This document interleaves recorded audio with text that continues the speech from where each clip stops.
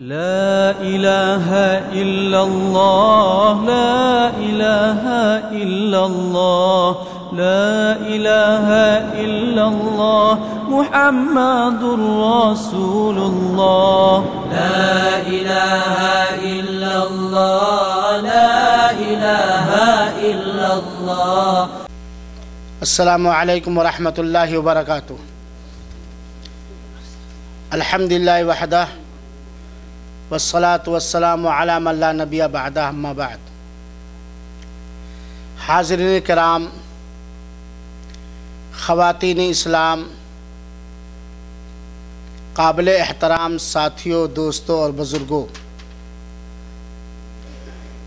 احسا Islamic centre کے شعبہ اردو کے ماہانہ اجلاس میں آج جس موضوع پر ہم کہنے اور سننے کے لیے حاضر ہوئے ہیں وہ موضوع ہے خواب اور تعبیریں، جس پر اظہار خیال فرمائیں گے برادر عزیز فضیلت الشیخ عبدالہادی مدنی حفظہ اللہ. اس سے پہلے کہ میں شیخ موصوف کو دعوت دوں، آپ کے سامنے احسا اسلامک سینٹر کے جمعہ مدرسے کے ایک ہونہار طالب علم برادر عزیز مجاہد قادری کو پیش کرنا چاہتا ہوں. آپ کا تعلق حیدرآباد سے ہے اور عرصے دراز سے ہمارے اسلامک سینٹر احسا کا جو جمعہ مدرسہ چلتا ہے اس کے ہونہار طالب علم ہیں، اور الحمدللہ اللہ کی توفیق اور اس کے کرم سے سینٹر کے ہر دینی دعوتی کاموں میں بڑھ چڑھ کر دلچسپی لیتے ہیں، اور اپنے خالی اوقات میں بھی، فرصت کے ٹائم میں بھی، بجائے کہ کسی اور کاروبار سے اپنے آپ کو منسلک رکھیں، مشغول رکھیں، دعوتی کام میں آپ اپنے آپ کو اپنی صلاحیت کے حساب سے مشغول رکھتے ہیں. سیڈیاں بنانا، سیڈیاں بانٹنا، ان کی زبان میں کوئی نیا مسلم اگر سینٹر میں آ گیا تو تلگو زبان میں اس کو تعلیم دینا، تلگو زبان میں کوئی غیر مسلم آ گیا تو اپنا سب کچھ چھوڑ کر اسے اسلام کی دعوت دینا. بہرکاف الحمدللہ کافی خوبیاں آپ کے اندر موجود ہیں، اور ہمارے احسا اسلامک سینٹر کا ہمیشہ یہ مزاج رہا ہے کہ احسا اسلامک سینٹر کے دعات سے جو لوگ حاصل کر رہے ہیں ان کو آگے بڑھایا جائے، ان کی ہمت افزائی کی جائے. اور اسی مقصد کے پیش نظر ہم برادر عزیز مجاہد قادری سے گزارش کریں گے کہ آپ اسٹیج پر تشریف لائیں اور اس قوم میں شرک کب اور کیسے آیا اس موضوع پر لب کشائی فرمائیں. اللہ تعالی عزیز کے علم میں برکت عطا فرمائے، عمر میں برکت عطا فرمائے، اور مزید دینی تعلیم حاصل کرنے کی توفیق عطا فرمائے، اور دین کی امانت کو خوش اسلوبی سے دوسروں تک پہنچانے کی توفیق عطا فرمائے. آمین. آئیے. السلام علیکم ورحمۃ اللہ وبرکاتہ. الحمدللہ والصلاة والسلام علی رسول اللہ. معزز علماء اکرام، محترم سامعین اکرام، دنیا میں سب سے پہلے شرک کب اور کیسے واقع ہوا، اس کے تعلق سے بیان کرنے کے لیے آج میں آپ کے سامنے کھڑا ہوا ہوں. آئیے اب ہم جانتے ہیں کہ دنیا میں سب سے پہلے شرک کب اور کیسے واقع ہوا. اس کا جواب یہ ہے کہ دنیا میں سب سے پہلے شرک حضرت نوح علیہ السلام کی قوم میں واقع ہوا، اور جب اللہ تبارک و تعالیٰ نے نوح علیہ السلام کو ان کی قوم کے طرف نبی بنا کر بھیجا،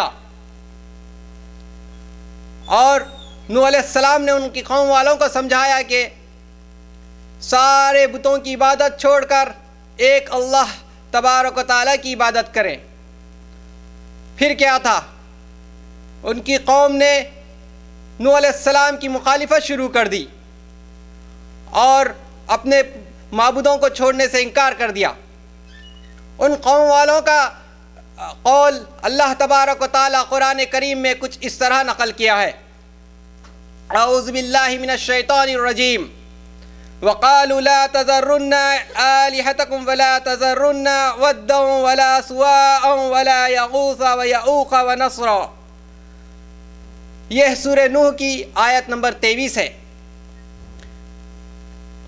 اور کہا انہوں نے کہ ہرگز اپنے معبودوں کو نہ چھوڑنا، اور نہ ودّا اور نہ سوا اور یغوث اور یعوق اور نصر کو چھوڑنا۔ اس آیت کی تفسیر میں صحیح حدیث ہے کہ ابن عباس رضی اللہ تعالیٰ عنہ فرماتے ہیں یہ سارے نام حضرت نوح علیہ السلام کے قوم کے بزرگ اور صالح لوگوں کے تھے۔ جب یہ بزرگ اور صالح لوگ وفات پا گئے تو شیطان نے ان کے قوم والوں کو یہ بات سمجھائی کہ تم اپنی اپنی بیٹھکوں، اپنی اپنی محفلوں میں اپنے نیک اور صالح لوگوں کے بت اور مجسمے اور تصویریں بنا کر نصب کر لیں۔ چنانچہ ان کی قوم والوں نے اسی طرح کیا۔ ہاں، لیکن وہ لوگ نصب تو کر لیے، لیکن وہاں پر وہ لوگ نے ان کی عبادت نہیں کرتے تھے۔ پھر جب ایک نسل چلی گئی، دوسری نسل آئی۔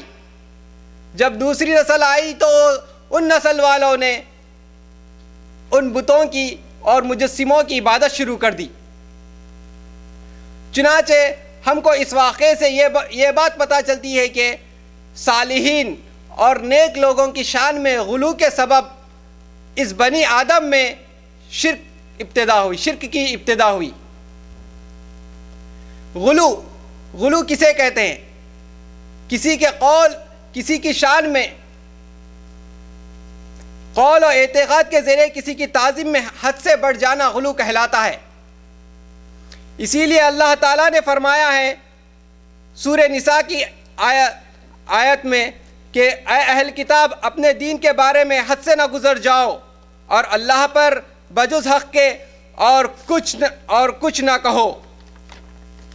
مسیح عیسیٰ بن مریم علیہ السلام تو صرف اللہ تعالیٰ کے رسول اور اس کے کلمہ کن سے پیدا شدہ ہیں، جسے مریم علیہ السلام کی طرف ڈال دیا تھا، اور اس کے پاس کی روح ہے۔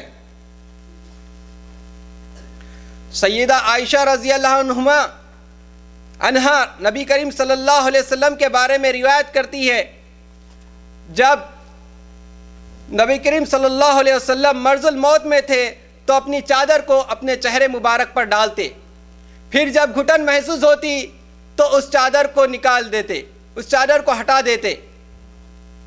آپ اسی مرض الموت میں تھے کہ آپ صلی اللہ علیہ وسلم نے فرمایا اللہ کی لعنت ہو یہود اور نصارہ پر جنہوں نے اپنے نبیوں کی قبروں کو مسجدیں بنا ڈالی۔ آپ ان لوگوں کے مشرکانہ فعل سے اپنی امت کو ڈرا رہے تھے اور آگاہ کر رہے تھے کہ اے میری امت کے لوگوں، تم بھی یہود و نصارہ کی طرح گمراہ نہ ہونا اور یہود و نصارہ کی طرح نبیوں کی اور نیک اور صالح لوگوں کی قبروں پر مسجدیں نہ بنانا۔ لیکن حاضرین اکرام، آج ذرا ہم غور کریں، آج ہم ہمارے معاشرے پر غور کریں، ہم کیا دیکھتے ہیں؟ جاہلوں اور تخریب کاروں نے رسول اللہ صلی اللہ علیہ وسلم کی سراسر مخالفت کی ہے، اور جن چیزوں سے آپ صلی اللہ علیہ وسلم نے ہمیں روکا تھا اسی کو اپنائے ہیں، اور غلو اور شرک میں نصرانیوں کی بالغ مشابہت اپنا لی، اور یا اولیاء اور صالحین کی قبروں کو مسجدیں بنا ڈالی۔ اگرچہ ان مسجدوں میں نمازیں تو پڑھی جاتی ہیں، وہ نمازیں صرف اللہ تبارک و تعالیٰ کی ہوتی ہیں، اب اللہ تبارک و تعالیٰ کے لیے ہوتی ہیں، مگر ان نمازوں سے ان قبر میں مدفون لوگوں کی عظمت مقصود ہوتی ہے۔ اس پر مزید یہ کہ ان قبروں کا طواف کرنے لگے اور مشکلات سے نجات اور مرادوں کی برابری کے لیے ان سے استغاثہ کرنے لگے اور مدد مانگنے لگے، اور انہیں یہ یقین اور اعتقاد ہو گیا کہ مزاروں پر بنی مسجدوں میں نماز پڑھنا بنسبت دیگر مساجد کے زیادہ بہتر اور افضل ہے۔ ان خرافیوں اور بدعتیوں نے نظم و نثر میں بھی اپنے غلو کے فتنے پر بھر رکھا ہے، جس کے بیان سے بات بہت لمبی ہو جائے گی۔ انہوں نے رسول اکرم صلی اللہ علیہ وسلم اور دیگر صالحین سے استغاثہ یعنی مدد مانگنا، رسول سے مدد مانگنا اور دوسرے صالحین لوگوں سے مدد مانگنے کو جائز قرار دیا ہے۔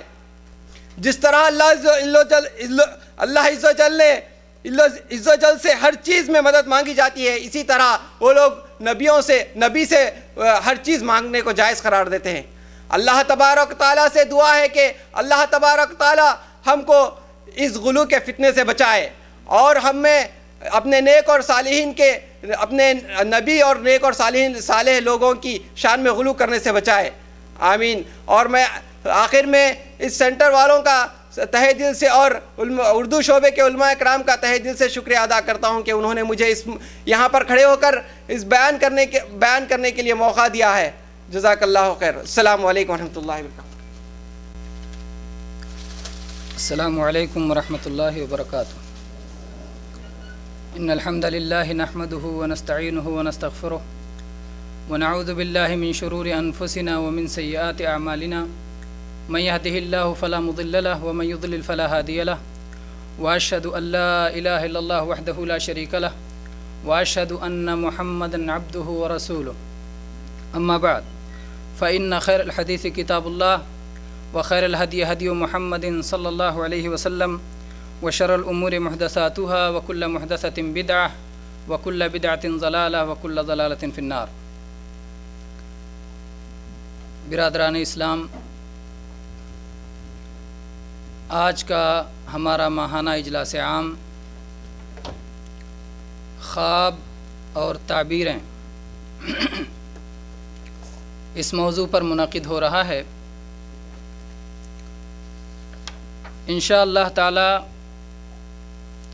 پروگرام ختم ہونے پر آپ کو کن سوالوں کے جواب اس میں ملیں گے، آپ وہ سوالات سنیں۔ جن سوالات کے جوابات انشاءاللہ آپ کو پروگرام مکمل طور پر غور سے سننے سے ان سوالوں کے جواب مل جائیں گے، وہ سوالات آپ سنیے۔ خواب کسے کہتے ہیں، آپ کو اس کا جواب مل جائے گا۔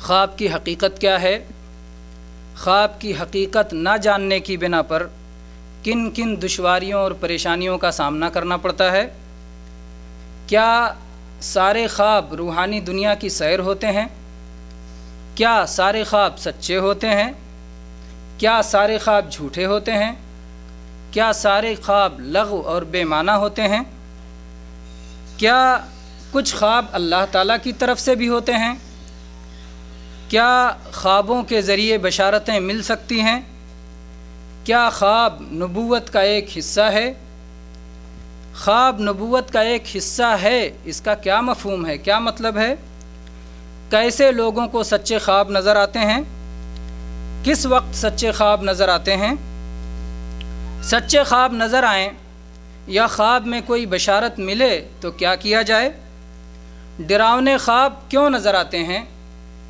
کیا کچھ خواب شیطان کی طرف سے بھی ہوتے ہیں، اگر شیطانی خواب نظر آئیں تو کیا کیا جائے، کیا کچھ خواب اپنے اوہام و خیالات کا بھی نتیجہ ہوتے ہیں، اگر ایک ہی طرح کا خواب بہت سارے لوگوں کو نظر آئے تو اس کا کیا مطلب ہے، خواب کے معاملے میں لوگوں کی کتنی قسمیں ہیں، کیا مردوں اور عورتوں کے خواب میں کوئی فرق ہے، کیا انبیاء نے بھی خواب دیکھے ہیں، اور انبیاء کے خواب میں اور باقی لوگوں کے خواب میں کیا فرق ہے، انبیاء کے خواب کا مقام و مرتبہ کیا ہے، بعض انبیاء نے جو خواب دیکھے ہیں اس کے چند نمونے بھی آپ کے سامنے آئیں گے، کیا خواب میں اللہ کے نبی اللہ کے رسول محمد صلی اللہ علیہ وسلم کا دیدار ہو سکتا ہے، خوابوں کی تعبیر کسے کہتے ہیں، کیا ہر خواب کو تعبیر کی ضرورت ہوتی ہے، تعبیر کے اعتبار سے خوابوں کی کتنی قسمیں ہیں،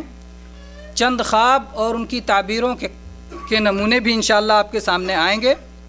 خواب کی تعبیر کون کر سکتا ہے، خواب کی تعبیر کس سے پوچھنی چاہیے، تعبیر کا علم کس طرح حاصل کیا جا سکتا ہے، تعبیر بتلانے کا سب سے بہتر وقت کیا ہے، کیا کسی خواب کے ذریعے کوئی شرعی مسئلہ ثابت ہو سکتا ہے، کیا کوئی خواب کسی شرعی مسئلے کی دلیل بن سکتا ہے، کیا کسی خواب کے ذریعے کسی شرعی مسئلے کی تائید ہو سکتی ہے، کیا استخارہ کے بعد خواب میں وضاحت ہوتی ہے، خواب میں صحیح موقف کی رہنمائی ہوتی ہے، کیا خواب دیکھے بغیر جھوٹ موٹ خواب بنا لینے کا شرعی حکم کیا ہے، نام نہاد شیخ احمد خادم مسجد نبوی کی طرف سے پھیلائے جانے والے خواب کی کیا حقیقت ہے۔ اس طرح کے کچھ سوالات ہیں جن کا جواب انشاءاللہ تعالی اس پروگرام کے مکمل ہونے تک انشاءاللہ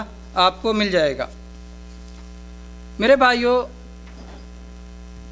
خواب سے پہلے میں مناسب سمجھتا ہوں کہ سونے کے چند آداب کا تذکرہ کر دیا جائے تاکہ خواب میں جو ہے شیطانی اثرات نہ ہوں اور پرسکون نیند آئے، اور نیند جو اللہ تبارک و تعالیٰ کی نشانی ہے، اللہ تبارک و تعالیٰ کی نعمت ہے، انسان کے لیے باعث راحت ہے، اور نیند لینے کے بعد دوبارہ زندگی بھرپور طور پہ نشاط کے ساتھ واپس آتی ہے، اس کا بھرپور فائدہ ہو۔ جب ایک شخص سونے کے آداب کا خیال رکھتا ہے تو نیند کا اسے پورا فائدہ ملتا ہے۔ اس لیے آپ جانتے ہیں کہ اللہ تبارک و تعالیٰ نے نیند کو باعث راحت قرار دیا ہے، وَجَعَلْنَا نَوْمَكُمْ سُبَاتًا، ہم نے تمہاری نیند کو باعث آرام بنایا ہے، باعث راحت بنایا ہے۔ اور اسی طرح سے اللہ نے اس کو اپنی نشانی قرار دی ہے قرآن پاک میں، وَمِنْ آيَاتِهِ مَنَامُكُمْ بِاللَّيْلِ وَالنَّهَارِ، یہ اللہ کی نشانی ہے۔ دن میں نیند آنا، رات میں نیند آنا، رات میں بھی آتی ہے، دن میں بھی آتی ہے، اور جس کو دن میں بھی نہیں آتی، رات میں بھی نہیں آتی، نیند کی قدر ان سے پوچھنا چاہیے کہ نیند کیا ہے اور اس کی قدر کیا ہے، وہ جانتے ہیں جو بے خوابی کے شکار ہوتے ہیں، جنہیں نیند نہیں آ پاتی۔ میرے بھائیوں، اس لیے وہ آداب جو جناب محمد رسول اللہ صلی اللہ علیہ وسلم نے ہم کو سکھائے ہیں، اللہ تبارک و تعالیٰ نے جن کی تعلیم اپنے رسول کے ذریعے ہمیں دی ہے، ان آداب کا ہمیں خیال رکھنا چاہیے۔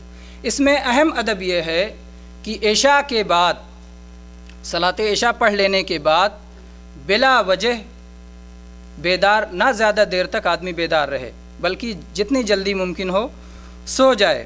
اور آپ یہ مشہور حدیث جانتے ہیں جو صحیح بخاری اور حدیث کی دوسری کتاب میں موجود ہے، اللہ کے نبی صلی اللہ علیہ وسلم عشاء سے پہلے سونا ناپسند کرتے تھے اور عشاء کے بعد جاگنا ناپسند کرتے تھے۔ لیکن یہ سب کب؟ جب عشاء کے بعد جاگنا بلا وجہ ہو، لغو اسباب کی بنا پر ہو، فضول کاموں کی وجہ سے ہو۔ لیکن اگر کوئی دنیاوی ضرورت ہے یا کوئی دینی مصلحت ہے، دینی مصلحت ہو یا دنیاوی ضرورت ہو، دونوں کی بنا پر عشاء کے بعد جاگ سکتے ہیں، جاگنا جائز ہے۔ چنانچہ آپ دیکھیں گے کہ صحیح بخاری میں امام بخاری رحمہ اللہ نے نبی کریم صلی اللہ علیہ وسلم کی زندگی سے ایسے بہت سارے واقعات ذکر کیے ہیں جس میں آپ صلی اللہ علیہ وسلم نے عشاء کے بعد تقریر فرمائی ہے، یا ابو بکر رضی اللہ عنہ کے ساتھ بیٹھ کر کے مسلمانوں کے معاملات میں مشورے کیے ہیں، یا اسی طرح سے عشاء کے بعد رات کا کھانا کھایا ہے، یا مہمانوں کو کھانا کھلایا ہے۔ تو یہ ساری باتیں ہی صحیح احادیث سے ثابت ہیں۔ اس سے معلوم ہوتا ہے کہ اگر دینی مصلحت ہو یا دنیاوی مصلحت ہو تو عشاء کے بعد جاگنا جائز ہے، بلا کراہت جائز ہے، اور اگر کوئی وجہ نہ ہو، فضول میں جاگنا ہو، تو ایسا کرنا کراہت سے خالی نہیں ہے۔ اسی طرح سے میرے بھائیو، وضو کر کے سوئیں اور دائیں کروٹ سوئیں، وضو کر کے دائیں کروٹ سوئیں۔ اس سلسلے میں براء ابن عازب رضی اللہ عنہ کی متفق علیہ حدیث ہے، اللہ کے نبی صلی اللہ علیہ وسلم فرمایا کہ جب اپنے بستر پہ آؤ تو جیسے صلاۃ کے لیے وضو کرتے ہو ویسے وضو کرو، پھر اپنے دائیں پہلو کے بل لیٹ جاؤ اور پھر یہ دعا پڑھو، اللہم اسلمت وجہی الیک وفوضت امری الیک ووجہت ظہری الیک رغبتاً ورہبتاً الیک لا ملجأ ولا منجا ملک الا الیک آمنت بکتابک الذی انزلت وبنبیک الذی ارسلت۔ یہ دعا اللہ کے نبی صلی اللہ علیہ وسلم نے وہ صحابی کو سکھائی۔ پھر اس کے بعد کہا مجھے سناؤ دوبارہ. دیکھیں دعا کی نبی صلی اللہ علیہ وسلم کی تعلیم کا طریقہ کہ آپ نے دعا سکھائی, اس کے بعد کہا پھر مجھے سناؤ کیا تم نے سیکھا. انہوں نے سنایا تو سنانے میں غلطی ہو گئی, معنی کے حساب سے سنا دیا, لفظ کا اعتبار نہیں کیا. انہوں نے کہا آمنت بکتابک الذی انزلت وبرسولک الذی ارسلت. اللہ کے نبی نے کیا سکھایا تھا؟ وبنبیک الذی ارسلت. انہوں نے کہہ دیا وبرسولک الذی ارسلت. نبی اور رسول میں فرق ہے, انشاءاللہ تقریر کے دوران آگے آئے گا, اس لیے یہاں میں نہیں بیان کروں گا. تو اللہ کے نبی صلی اللہ علیہ وسلم نے کہا میں نے جو لفظ کہا ہے وہی لفظ کہو. تو دعا میں نبی صلی اللہ علیہ وسلم سے جو لفظ آیا ہے اسی لفظ کی ہمیں رعایت کرنی چاہیے اور وہی لفظ ہمیں پڑھنا چاہیے. تو یہ اللہ کے نبی صلی اللہ علیہ وسلم نے سونے سے پہلے کی دعا سکھائی. اسی طرح سے میرے بھائیوں, سونے سے پہلے 3 سورتیں, 3 قل هو اللہ احد, قل اعوذ برب الفلق اور قل اعوذ برب الناس, یہ تینوں پڑھ کے اپنی ہتھیلی پہ پھونک کے اپنے بدن پہ مل لیں. اس سلسلے میں نبی صلی اللہ علیہ وسلم سے جو عملی سنت آئی ہے صحیح بخاری میں عائشہ رضی اللہ عنہا سے ہے کہ اللہ کے نبی صلی اللہ علیہ وسلم جب اپنے بستر پہ لیٹتے تھے, ہر رات کا آپ کا معمول تھا, تو آپ اپنی دونوں ہتھیلیوں کو اکٹھا کرتے تھے, جمع کفے, اپنے دونوں ہتھیلیوں کو اکٹھا کرتے تھے اور اکٹھا کے بعد پھر اس میں پھونکتے تھے. ہتھیلیوں کو اکٹھا کیا, پھر پھونکا, پھر پھونکنے کے بعد اسی میں پڑھا. عام طور پہ کیا ہوتا ہے, پڑھتے ہیں پھر پھونکتے ہیں. اللہ کے نبی صلی اللہ علیہ وسلم سے کیا ہے صحیح بخاری میں کہ آپ نے پہلے پھونکا, ہتھیلیوں کو جمع کیا, پھر پھونکا, اس کے بعد میں پھر اس میں پڑھا, یعنی کھول کے چھوڑ نہیں دیا, پھر اس کو لگے رہ گئے, پھر اس میں آپ نے پڑھا قل اعوذ باللہ من الشیطان الرجیم بسم اللہ الرحمن الرحیم قل اللہ احد, یہ پوری صورت, اس کے بعد قل اعوذ برب الفلق, پھر اس کے بعد پوری صورت, پھر قل اعوذ برب الناس. یہ تینوں صورتیں آپ نے اس میں پڑھی اور اس کے بعد آپ نے اپنے جسم پر جتنا ہو سکتا تھا آپ نے اسے مل لیا. اور شروع کہاں سے کیا؟ سر سے, چہرے سے, بدن کے اگلے حصے سے, اور اس کے بعد میں باقی حصوں پر آپ نے ملا. تو اس طرح سے یہ سنت رہی کہ پہلے پھونکے اور اس کے بعد میں جو ہے پڑھے دعا, اس کے بعد میں بدن پہ مس کرے. اور کیا نام ہے, دوسری روایت اس طرح بھی آئی ہے کہ آپ نے پھونکا ہے, پہلے پڑھا ہے پھر پھونکا ہے, وہ روایت بھی موجود ہے, اور لہٰذا دونوں طریقہ انشاءاللہ درست ہے.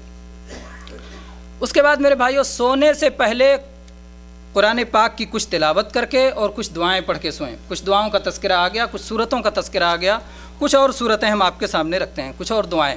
اس میں سے ایک ہے آیت الکرسی پڑھ کے سویا کریں. آیت الکرسی پڑھنے کی دلیل ابو ہریرہ رضی اللہ عنہ کی صحیح بخاری کی وہ حدیث ہے جو بہت مشہور ہے, آپ لوگوں نے بارہا سنی ہوگی کہ اللہ کے نبی صلی اللہ علیہ وسلم نے انہیں رمضان کے زکوٰۃ کی حفاظت پہ معمور فرمایا تھا, اور انہوں نے 3 دن شیطان کو چوری کرتے ہوئے پکڑا. پھر شیطان نے کہا کیا میں آپ کو ایک آیت نہ سکھا دوں کہ اگر آپ وہ پڑھیں تو شیطان آپ کے قریب نہیں آئے گا. اس موقع پر شیطان نے کہا کہ آیت الکرسی پڑھا کرو. آیت الکرسی پڑھ کے آپ سوئیں گے تو شیطان آپ کے قریب نہیں آئے گا, اور اللہ تبارک و تعالیٰ کی طرف سے ایک حفاظت کرنے والا آپ کے پاس رہے گا. تو یہ شیطان نے سکھایا. پھر اللہ کے نبی صلی اللہ علیہ وسلم نے فرمایا کہ شیطان نے سچی بات کہی ہے اگرچہ وہ جھوٹا ہے. تو نبی صلی اللہ علیہ وسلم کے بیان کر دینے سے ہمیں معلوم ہوا کہ آیت الکرسی پڑھنے سے شیطان سے حفاظت ہوتی ہے, اور سونے سے پہلے اسے پڑھنا چاہیے. اسی طرح سے چوتھا قل, 3 قل کا تو ذکر آ گیا, چوتھا قل سورہ کافرون بھی پڑھ کر کے سونا چاہیے. وہ سنن نبی داؤد کی صحیح حدیث ہے. اللہ کے نبی صلی اللہ علیہ وسلم نے فرمایا ہے کہ جو آدمی سورہ کافرون پڑھ کے سوتا ہے تو شرک سے براءت لکھی جاتی ہے اس سے, یعنی گویا شرک سے اس کا کوئی تعلق نہیں رہ گیا. اسی طرح سے سورہ ملک کی بھی تلاوت کر کے بندے کو سونا چاہیے, کیونکہ سنن نبی داؤد کی صحیح حدیث ہے کہ جو بندہ سورہ ملک کی تلاوت کر کے سوتا ہے تو قیامت کے دن یہ سورت اس کے لیے مغفرت کرے کہ اللہ تبارک و تعالیٰ سے استغفار کرے گی, بخشش مانگے گی, یہاں تک کہ اس کی بخشش ہو جائے, تب تک وہ بخشش مانگتی رہے گی. اسی طرح سے صحیح بخاری اور مسلم میں ابو مسعود بدری رضی اللہ عنہ کی روایت ہے کہ سورہ بقرہ کی آخری 2 آیتیں جو پڑھ کے سوتا ہے تو پوری رات کے لیے یہ دونوں آیتیں کافی ہو جاتی ہیں, پوری رات کے لیے کافی ہو جاتی ہیں. کون سی 2 آیتیں؟ سورہ بقرہ کی آخری 2 آیتیں آمن الرسول سے لے کر کے آخر تک. اور ایسے ہی علی رضی اللہ عنہ کی وہ حدیث جو صحیح بخاری اور صحیح مسلم میں ہے، فاطمہ رضی اللہ عنہ کام کی مشقت سے پریشان ہوئیں تو نبی کریم صلی اللہ علیہ وسلم کے پاس آئیں اور آپ سے خادم طلب کیا کہ اللہ کے نبی مجھے خادم عطا فرمائیے۔ اللہ کے نبی صلی اللہ علیہ وسلم نے فرمایا کہ کیا میں تمہیں ایسی چیز نہ بتا دوں جو خادم سے بھی بہتر ہے؟ آپ نے کہا جب سونے لگو تو 33 مرتبہ سبحان اللہ کہہ کر کے، 33 مرتبہ الحمدللہ کہہ کر کے، اور 33 مرتبہ اللہ اکبر پڑھ کر کے، 34 مرتبہ اللہ اکبر پڑھ کر کے سویا کرو، یہ خادم سے بہتر ہے۔ اسی طرح سے جو دعائیں ہمیں پڑھ کے سونا چاہیے رات میں، اس میں سے ایک ہے سید الاستغفار۔ سید الاستغفار یہ صحیح بخاری کی روایت ہے۔ اللہ کے نبی صلی اللہ علیہ وسلم نے فرمایا ہے کہ جو آدمی سونے سے پہلے پڑھ کر کے اسے سوتا ہے اور اسی رات اس کی موت آ جاتی ہے تو وہ جنتی ہوگا، اور جو صبح میں پڑھتا ہے اور اسی دن میں اس کی موت ہو جاتی ہے تو وہ جنتی ہوگا۔ اور سید الاستغفار کا ذکر ان پروگراموں میں بار بار آ چکا ہے کہ وہ دعا پڑھ کے ہمیں سونا چاہیے۔ اللہم انت ربی لا الہ الا انت خلقتنی وانا عبدک وانا علی عہدک ووعدک ما استطعت اعوذ بک من شر ما صنعت ابوء لک بنعمتک علی وابوء لک بذنبی فاغفر لی فانہ لا یغفر الذنوب الا انت۔ یہ سید الاستغفار پڑھ کے ہمیں سونا چاہیے۔ اسی طرح سے میرے بھائیوں، اگر عشاء کے بعد آپ نے وتر نہیں پڑھا ہے تو وتر پڑھ کر کے سوئیں۔ کیا بہتر ہوگا کہ سونے سے پہلے آدمی دن بھر کا جائزہ بھی لے کہ اس نے کیا کیا، کیا کھویا، کیا پایا، اور اللہ تبارک و تعالیٰ کی کتنی فرما برداری کی اور کن امور پر اسے توبہ کرنا چاہیے۔ اسی طرح سے سونے کے معاملے میں بتایا گیا کہ سنت کا طریقہ کیا ہے، مستحب طریقہ کیا ہے کہ داہنے کروٹ سوئے اور اپنے ہاتھوں کو اپنے رخسار کے نیچے رکھ کے سوئے، یہ سنت کا طریقہ ہے۔ بعض چیزیں منع ہیں، سخت منع ہے، اللہ تبارک و تعالیٰ کو ناپسند ہیں۔ اس میں سے ایک یہ ہے پیٹ کے بل سونا، چاہے دن میں ہو چاہے رات میں ہو، کیونکہ اللہ کے نبی صلی اللہ علیہ وسلم نے فرمایا ہے، مسند احمد کی صحیح حدیث ہے کہ یہ ایسا سونے کا ایسا طریقہ ہے جو اللہ تبارک و تعالیٰ ناپسند کرتا ہے۔ ھذہ ضجعۃ یبغضھا اللہ، یہ ایسا سونے کا طریقہ ہے جو اللہ تبارک و تعالیٰ کو ناپسند ہے، اس لیے پیٹ کے بل ہرگز نہیں سونا چاہیے۔ اور اب دیکھتے ہیں خواب کے مسائل، کہ خواب کے تعلق سے جو آپ نے مختلف سوالات دیکھے تھے، ان سوالات کے جوابات آپ کے سامنے انشاءاللہ ایک ایک کر کے آ رہے ہیں۔ سب سے پہلے تو میرے بھائیو آیت دیکھتے ہیں اس سلسلے میں نبی کریم صلی اللہ علیہ وسلم کی احادیث کو کہ آپ نے کیا فرمایا ہے اس تعلق سے۔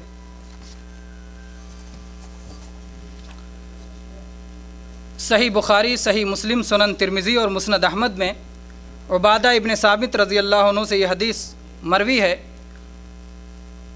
کہ اللہ کے نبی صلی اللہ علیہ وسلم نے فرمایا کہ نبوت اور رسالت کا سلسلہ ختم ہو چکا ہے، اب میرے بعد نہ کوئی نبی آنے والا ہے اور نہ کوئی رسول آنے والا ہے۔ جب آپ نے یہ کہا تو صحابہ کو بڑا شاق گزرا، بہت تکلیف ہوئی اس بات سے کہ نبوت اور رسالت کا سلسلہ ختم ہو گیا، اس لیے کہ نبوت اور رسالت کے ذریعے سے مستقبل کی بہت ساری باتیں معلوم ہوتی ہیں اور وحی آتی ہے اور اللہ تبارک و تعالیٰ سے اور اس کے بندوں سے رابطہ رہتا ہے۔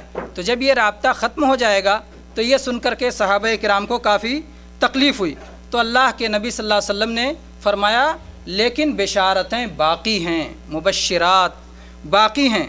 لوگوں نے پوچھا کہ اللہ کے نبی یہ بشارتوں کا کیا مطلب ہے، مبشرات کا کیا مطلب ہے؟ آپ نے فرمایا الرؤیا الصالحہ یراھا الرجل او ترا لہ، یہ اچھے خواب ہیں جو کوئی شخص دیکھتا ہے یا اس شخص کے لیے کوئی دیکھتا ہے۔ اللہ کے نبی صلی اللہ علیہ وسلم نے فرمایا کہ اچھے خواب، نیک خواب جو ایک انسان دیکھتا ہے یا اس کے لیے کوئی دیکھتا ہے، یہ بشارتیں ہیں، اور یہ نبوت کے 46ویں حصے میں سے ایک حصہ ہیں۔ کتنے حصے میں سے ایک حصہ آپ نے فرمایا؟ نبوت کے 46ویں حصے میں سے ایک حصہ ہیں۔ اسی طرح سے میرے بھائیوں، نبوت کے 46ویں حصے کا کیا مفہوم ہے، آئیے پہلے دیکھ لیتے ہیں۔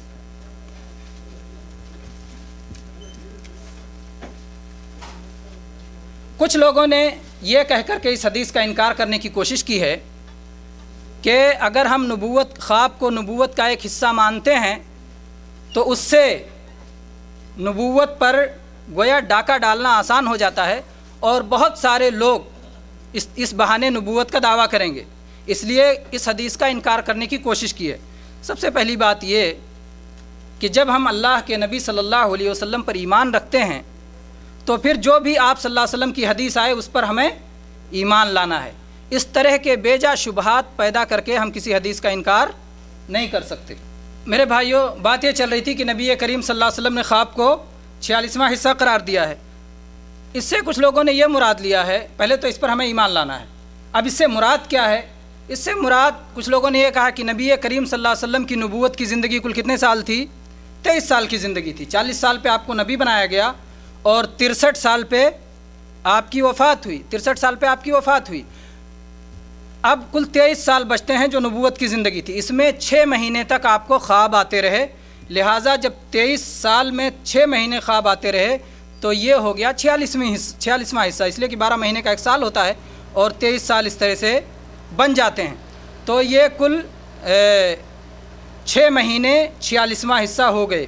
یہ بات صحیح نہیں ہے، یہ بات صحیح نہیں ہے، کیونکہ 46واں حصہ اگر آپ نے نبی صلی اللہ علیہ وسلم کے لیے بنا دیا تو اللہ کے نبی نے یہ حدیث کس کے لیے بیان کی ہے؟ امت کے لیے بیان کی ہے، تو پھر امت کو اس سے کیا فائدہ ہوا؟ اللہ کے نبی صلی اللہ علیہ وسلم نے تو خدید امت کو بیان کی ہے کہ نبوت کا 46واں حصہ ہے اور بشارتیں ہیں جو کہ کوئی نیک آدمی خواب دیکھے گا وہ نبوت کا حصہ ہوگا۔ تو اگر آپ نے نبی صلی اللہ علیہ وسلم کے لیے بنا دیا تو اس جو خواب کی اہمیت اللہ کے نبی صلی اللہ علیہ وسلم نے بیان کی تھی وہ اہمیت ختم ہو گئی، وہ اہمیت ختم ہو گئی، لہٰذا یہ تفسیر اس کی درست نہیں ہوگی۔ پھر حدیث میں کئی حصے آئے ہیں، کہیں 40واں حصہ آیا ہے، کہیں 70واں حصہ خواب کو بتایا گیا ہے، تو 46ویں حصے کا آپ نے بیان کر دیا تو 40ویں کا پھر کیا مطلب ہوگا؟ پھر 17ویں کا مطلب کیا ہوگا؟ اور وہ حدیثیں بھی جبکہ صحیح ہیں۔ پھر یہ کہنا کہ ابتدا میں آپ کو 6 مہینے لگاتار خواب آئے، بعد میں بھی تو خواب آئے، ان مدتوں کو جوڑیں گے تو پھر اس کا حساب کیسے بنے گا؟ آپ نے خواب دیکھا، جسے آگے تذکرہ آئے گا کہ احد میں آپ نے خواب دیکھا اور دوسرے مواقع پہ آپ نے صلح حدیبیہ سے پہلے آپ نے خواب دیکھا، تو بہت سارے آپ نے خواب دیکھے ہیں، ان کو بھی جوڑو گے تو 6 مہینے سے زیادہ کی مدت ہو جائے گی۔ اسی طرح سے کچھ اور چیزوں کو بھی نبوت کا حصہ قرار دیا گیا ہے، تو اس میں آپ کیسے حساب لگائیں گے؟ اللہ کے نبی صلی اللہ علیہ وسلم نے فرمایا ہے کہ اچھے حالات الصمت الصالح جزء من الحمدللہ۔ بہرحال بھائیو، یہ بات چل رہی تھی کہ اگر آپ نے خواب کے تعلق سے یہ تفسیر کر دی کہ 6 مہینے خواب آتے رہے، اس لحاظ سے یہ 46واں حصہ ہو گیا، تو بعض اور چیزوں کو بھی نبوت کا حصہ قرار دیا گیا ہے، جیسے اللہ کے نبی صلی اللہ علیہ وسلم نے فرمایا ہے کہ الصمت الصالح جزء من 24 جزءا من النبوہ۔ شیخ البانی رحمہ اللہ نے اس حدیث کو صحیح قرار دیا ہے کہ اچھے اخلاق اور اچھا کردار یہ نبوت کا 24واں حصہ ہے، تو پھر آپ اس میں کیا تفسیر کریں گے؟ اس لیے صحیح بات یہ ہے کہ نبی صلی اللہ علیہ وسلم نے جس طرح فرمایا ہے کہ نبوت کا 46واں حصہ ہے خواب، اسی طرح ہمیں ایمان لانا چاہیے، خواہ ہم اس کا معنی جو ہے تفصیلی طور پر سمجھیں یا نہ سمجھیں۔ تفصیلی طور پر اگر ہم اس کے معنی اور مراد کو نہیں جانتے، پھر بھی ہمیں اس پر ایسے ہی ایمان لانا چاہیے جس طرح کہ اللہ کے نبی صلی اللہ علیہ وسلم نے ہمیں بتایا ہے۔ میرے بھائیوں، پھر جو یہ کہا گیا کہ اللہ کے نبی صلی اللہ علیہ وسلم نے فرمایا کہ یہ بشارت ہے، یہ بشارت ہے۔ قرآن پاک کی ایک آیت کی تفسیر میں بھی یہ حدیث آئی ہے، سنن ترمذی اور سنن ابن ماجہ کی صحیح حدیث ہے عبادہ ابن صامت رضی اللہ عنہ سے کہ میں نے نبی صلی اللہ علیہ وسلم سے پوچھا، قرآن پاک میں اللہ تعالیٰ نے ایمان والوں کے لیے فرمایا ہے لہم البشریٰ فی الحیات الدنیا، دنیا کی زندگی میں ان کے لیے خوشخبری ہے ایمان والوں کے لیے۔ تو آپ صلی اللہ علیہ وسلم نے بتایا کہ یہ مراد ہے اچھے خواب جو کہ ایمان والا دیکھتا ہے، خواہ وہ اپنے تعلق سے اچھا خواب دیکھے یا کسی اور کے تعلق سے اچھا خواب دیکھے، تو اس کے لیے کوئی شخص دیکھے یا وہ خود اپنے لیے دیکھے، یہ بشارت ہے، اور یہ دنیا ہی کی زندگی میں اللہ تبارک و تعالیٰ کی طرف سے یہ بشارت ہے۔ تو نیک خواب یہ بشارت ہے اللہ تبارک و تعالیٰ کی طرف سے، یہ بات بالکل درست ہے کہ نیک خواب اللہ تبارک و تعالیٰ کی طرف سے بشارت ہیں۔ میرے بھائیوں، ایک مسئلہ ہم یہ بھی جانتے چلیں کہ اگر کوئی شخص خواب کی حقیقت سے آگاہ نہیں ہوتا، جب وہ نہیں جانتا ہے کہ خواب اللہ تبارک و تعالیٰ کی طرف سے ہوتے ہیں، خواب شیطان کی طرف سے ہوتے ہیں، خواب اپنے اوہام کا نتیجہ ہوتے ہیں، جو یہ نہیں جانتا وہ بہت ساری مشکلات کا شکار ہوتا ہے۔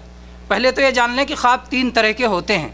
یہ نبی صلی اللہ علیہ وسلم کا ارشاد ہے، صحیح بخاری میں، صحیح مسلم میں، سنن ترمذی میں، سنن ابن ماجہ میں، مسند احمد میں، حدیث کی کئی کتابوں میں یہ حدیث موجود ہے۔ ابو قتادہ رضی اللہ عنہ اس کے صحابی ہیں، نبی صلی اللہ علیہ وسلم نے فرمایا الرؤیا ثلاثہ، خواب 3 طرح کے ہوتے ہیں۔ ایک تو وہ خواب ہوتا ہے جو شیطان کی طرف سے ہوتا ہے تاکہ وہ آدمی کو غمزدہ کرے، اس کو تکلیف میں مبتلا کرے، اس کو رنجیدہ کرے، اس کو ڈرائے، اس کے لیے ایک خواب ہوتا ہے شیطان کی طرف سے۔ اور دوسرا خواب وہ ہوتا ہے جو آدمی اپنی حالت بیداری میں سوچتا ہے اور وہی اس کو نیند کی حالت میں نظر آتا ہے، جو کچھ بیداری کی حالت میں سوچتا ہے وہی اس کے خواب میں نظر آتا ہے۔ یہ دوسرا ہو گیا ہے اپنے اوہام و خیالات۔ پہلا ہو گیا شیطان کی طرف سے ڈرانے کے لیے، رنجیدہ کرنے کے لیے، غمزدہ کرنے کے لیے، آپ کو دکھ میں مبتلا کرنے کے لیے، آپ کو خوف میں مبتلا کرنے کے لیے۔ دوسرا ہو گیا جو کچھ آپ دن میں سوچتے ہیں، جو خواہشات پالتے ہیں، جو تمنائیں اور آرزوئیں کرتے ہیں، جو کچھ آپ کے دماغ میں چلتا رہتا ہے وہی آپ کو رات میں خواب میں آتا ہے۔ اور تیسرا جو ہے نیک اور اچھے خواب ہیں جو اللہ تبارک و تعالیٰ کی طرف سے بشارت کے طور پہ آتے ہیں، یہ تیسرے طرح کا خواب ہے۔ اگر کوئی آدمی یہ نہیں جانتا کہ خواب کی اس طرح 3 صورتیں ہیں تو وہ بہت ساری پریشانیوں کا شکار رہتا ہے۔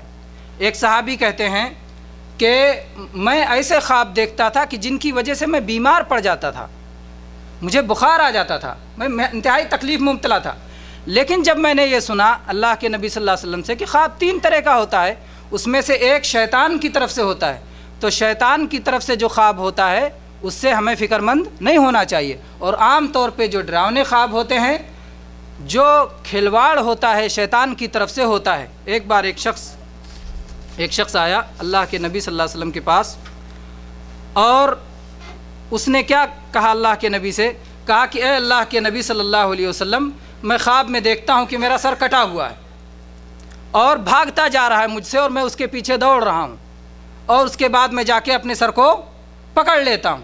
تو اللہ کے نبی صلی اللہ علیہ وسلم نے فرمایا کہ جب شیطان خواب میں تمہارے ساتھ کھلواڑ کرتا ہے تو اس کی تعبیر پوچھنے چلے آتے ہو، ایسا خواب یہ شیطان کی طرف سے کھلواڑ ہے۔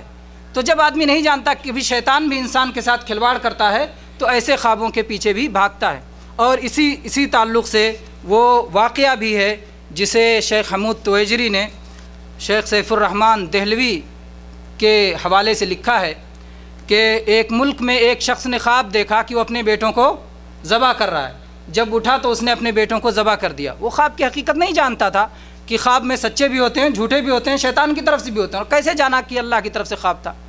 ابراہیم علیہ السلام نے خواب دیکھا تھا کہ آپ اپنے بیٹے کو ذبح کر رہے ہیں، تو آپ نے اپنے بیٹے کو ذبح کیا کیونکہ انبیاء کا خواب برحق ہوتا ہے، اللہ تبارک و تعالیٰ کی طرف سے ہوتا ہے، سچا ہوتا ہے، وحی ہوتا ہے، تو انبیاء کو خواب میں یہ حکم دیا جاتا ہے، لیکن دوسروں کے لیے تو ایسا نہیں ہے۔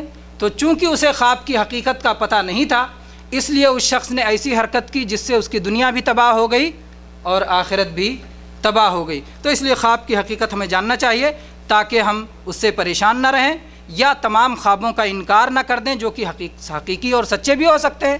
آدمی بہت سارے لوگ کہتے ہیں ارے سارے خواب وسوسے کا نتیجہ ہوتے ہیں، خواب یوں ہی آتے ہیں، یہ پریشان خیالات ہیں، اس طرح سے رد کر دیتے ہیں۔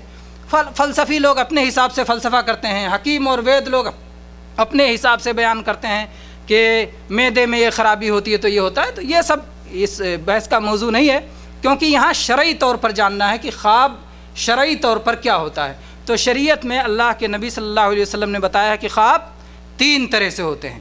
ایک خواب شیطان کی طرف سے ڈرانے اور غمزدہ کرنے کے لیے ہوتا ہے، دوسرا خواب اپنے اوہام و خیالات کا نتیجہ ہوتا ہے جو انسان جو کچھ سوچتا ہے، اور تیسرا خواب اللہ تبارک و تعالیٰ کی طرف سے بشارت ہوتا ہے، خوشخبری ہوتی ہے۔ اللہ کے نبی صلی اللہ علیہ وسلم نے اپنی اسی حدیث میں جو بخاری و مسلم اور حدیث کی دوسری کتابوں میں ہے، اس میں آپ نے فرمایا کہ اگر کوئی شخص ایسا خواب دیکھے جس خواب سے وہ محبت کرتا ہے، جس خواب کو وہ پسند کرتا ہے، تو وہ یقین کرے کہ یہ خواب اللہ تبارک و تعالیٰ کی طرف سے ہے، اس لیے اس پر اللہ کی حمد کرے۔ یعنی جب آپ نے اچھا خواب دیکھا تو کیا کہیں؟ الحمدللہ۔ آپ نے اپنے لیے اچھا خواب دیکھا، کوئی خوشخبری، کوئی بشارت ملی خواب کو، تو اس پر اللہ کی حمد کریں، الحمدللہ پڑھیں۔ اور اگر آپ چاہتے ہیں تو اس کو بیان کرنے کی بھی اجازت ہے، آپ اس کو بیان بھی کر سکتے ہیں۔ آپ یہاں پر یہ مسئلہ بھی اب بیان کرنے کی بات آ گئی تو یاد آ گیا کہ اللہ کے نبی صلی اللہ علیہ وسلم نے خواب کو نبوت کا 46واں حصہ قرار دیا ہے. جتنی بھی روایتیں آئی ہیں کسی میں بھی رسالت کا حصہ نہیں بتایا گیا، خواب کو نبوت کا حصہ قرار دیا. مولانا داؤد راز رحمہ اللہ جنہوں نے صحیح بخاری کی شرح کی ہے، انہوں نے کسی شارح کے حوالے سے بات لکھی ہے کہ جو یہاں پر اللہ کے نبی صلی اللہ علیہ وسلم نے نبوت کا حصہ قرار دیا، اس میں راز یہ ہے کہ نبی بہت سارے انبیاء ایسے گزرے ہیں کہ جن پر اللہ تعالیٰ کی طرف سے وحی آتی تھی لیکن ان کو تبلیغ کا حکم نہیں تھا اور ان کی شریعت بھی اپنی نہیں تھی، بلکہ وہ پرانے رسولوں کی شریعت پر چلتے تھے، پرانے رسولوں کی شریعت پہ چلتے تھے. تو اس لیے خواب جب آدمی دیکھے تو گویا اللہ تبارک و تعالیٰ کی طرف سے ایک چیز اسے معلوم ہوئی لیکن اس کو بیان کرنے کی ذمہ داری اس کی نہیں ہے، کیونکہ یہ نبوت ہے اور نبوت میں تبلیغ کا حکم نہیں ہوتا ہے. بہرحال یہ مکمل نبوت نہیں ہے بلکہ نبوت کا ایک چھوٹا سا حصہ ہے. تو آپ نے فرمایا کہ اگر اسے چاہے تو بیان بھی کر سکتا ہے، اور البتہ اتنا خیال رکھے بیان کرتے ہوئے کہ اسی سے بیان کرے جس سے اس کو محبت ہے اور جس کو اس سے محبت ہے، یعنی کسی محبوب سے بیان کرے، اور اس کی تعبیر بھی کر سکتا ہے. بعض خواب ایسے ہوتے ہیں جن میں تعبیر کی ضرورت نہیں ہوتی، جیسے خواب آتے ہیں ویسے آدمی اس کو سمجھ لیتا ہے، اور بعض خواب ایسے ہوتے ہیں جن میں تعبیر کی ضرورت ہوتی ہے. تعبیر کی ضرورت ہوتی ہے تو اس کا معنی کچھ اور ہوتا ہے، ظاہر میں کچھ نظر آتا ہے اور معنی اور مفہوم اور وضاحت اس کی کچھ اور ہوتی ہے. تو اگر وہ اس کو سمجھتا ہے کہ یہ خواب لائق تعبیر ہے تو اس کی تعبیر بھی کر سکتا ہے. تو اب ان چیزوں کو سامنے رکھتے ہوئے خواب اگر سچے ہوں تو ان کے کتنے آداب سمجھ میں آئے دیکھتے ہیں. صحیح بخاری میں ابو سعید رضی اللہ عنہ کی جو حدیث ہے کہ اچھے خواب اللہ تعالیٰ کی طرف سے ہیں، اس پر اللہ کی حمد بیان کرے اور اس کو بیان کرے. دوسری چیز، جب محبوب خواب دیکھے تو اسی سے بیان کرے جس سے محبت رکھتا ہے، اور اگر اچھا خواب دیکھے تو اس سے بشارت قبول کرے. یہ صحیح مسلم کی حدیث ہے. سنن ترمذی میں الفاظ ہیں کہ اگر اچھا خواب دیکھے تو اس کو کسی عقل مند سے اور کسی حبیب سے بیان کرے.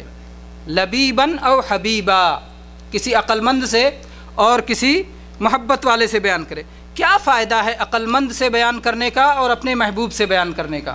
کیا فائدہ ہو سکتا ہے؟ اپنے اگر محبوب سے بیان کرے گا تو وہ اس سے حسد نہیں کرے گا. اگر اچھا خواب ہے، یوسف علیہ السلام نے خواب میں دیکھا، پوری سورہ یوسف اس پر نازل ہوئی، انہوں نے خواب میں دیکھا کہ 11 ستارے اور ایک سورج اور ایک چاند ان کو سجدہ کر رہے ہیں.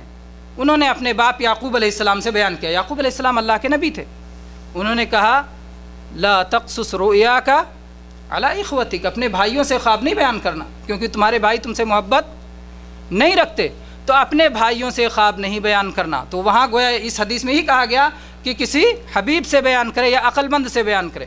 عقل مند سے بیان کرنے کا فائدہ کیا ہے کہ عقل مند یا تو آپ کو وہ تعبیر، اگر اس میں کوئی ایسی بات ہوگی جس سے آپ کو غم ہونے والی چیز ہوگی تو عقل مند اس کو نہیں بیان کرے گا، یا سلیقے کے ساتھ بیان کرے گا، کیونکہ تعبیر کرنے کا ایک سلیقہ ہوتا ہے اور سلیقہ نہ ہونے کی وجہ سے تعبیر ایسا رخ اختیار کر لیتی ہے کہ سننے والا اس میں جو ہے تکلیف میں مبتلا ہو جاتا ہے.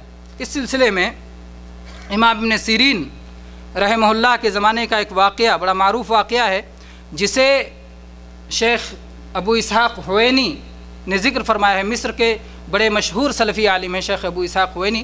انہوں نے ذکر کیا ہے کہ ایک شخص نے ابن سیرین رحمہ اللہ کے زمانے میں خواب دیکھا کہ میرے سارے دانت ٹوٹ گئے ہیں. ایک تعبیر کرنے والے کے پاس پہنچا، ان سے کہا کہ میں نے ایسا ایسا خواب دیکھا ہے. تو تعبیر کرنے والے نے کہا کہ تمہاری ساری اولاد تمہارے سامنے وفات پائے گی. بڑا دکھ ہوا اس آدمی کو.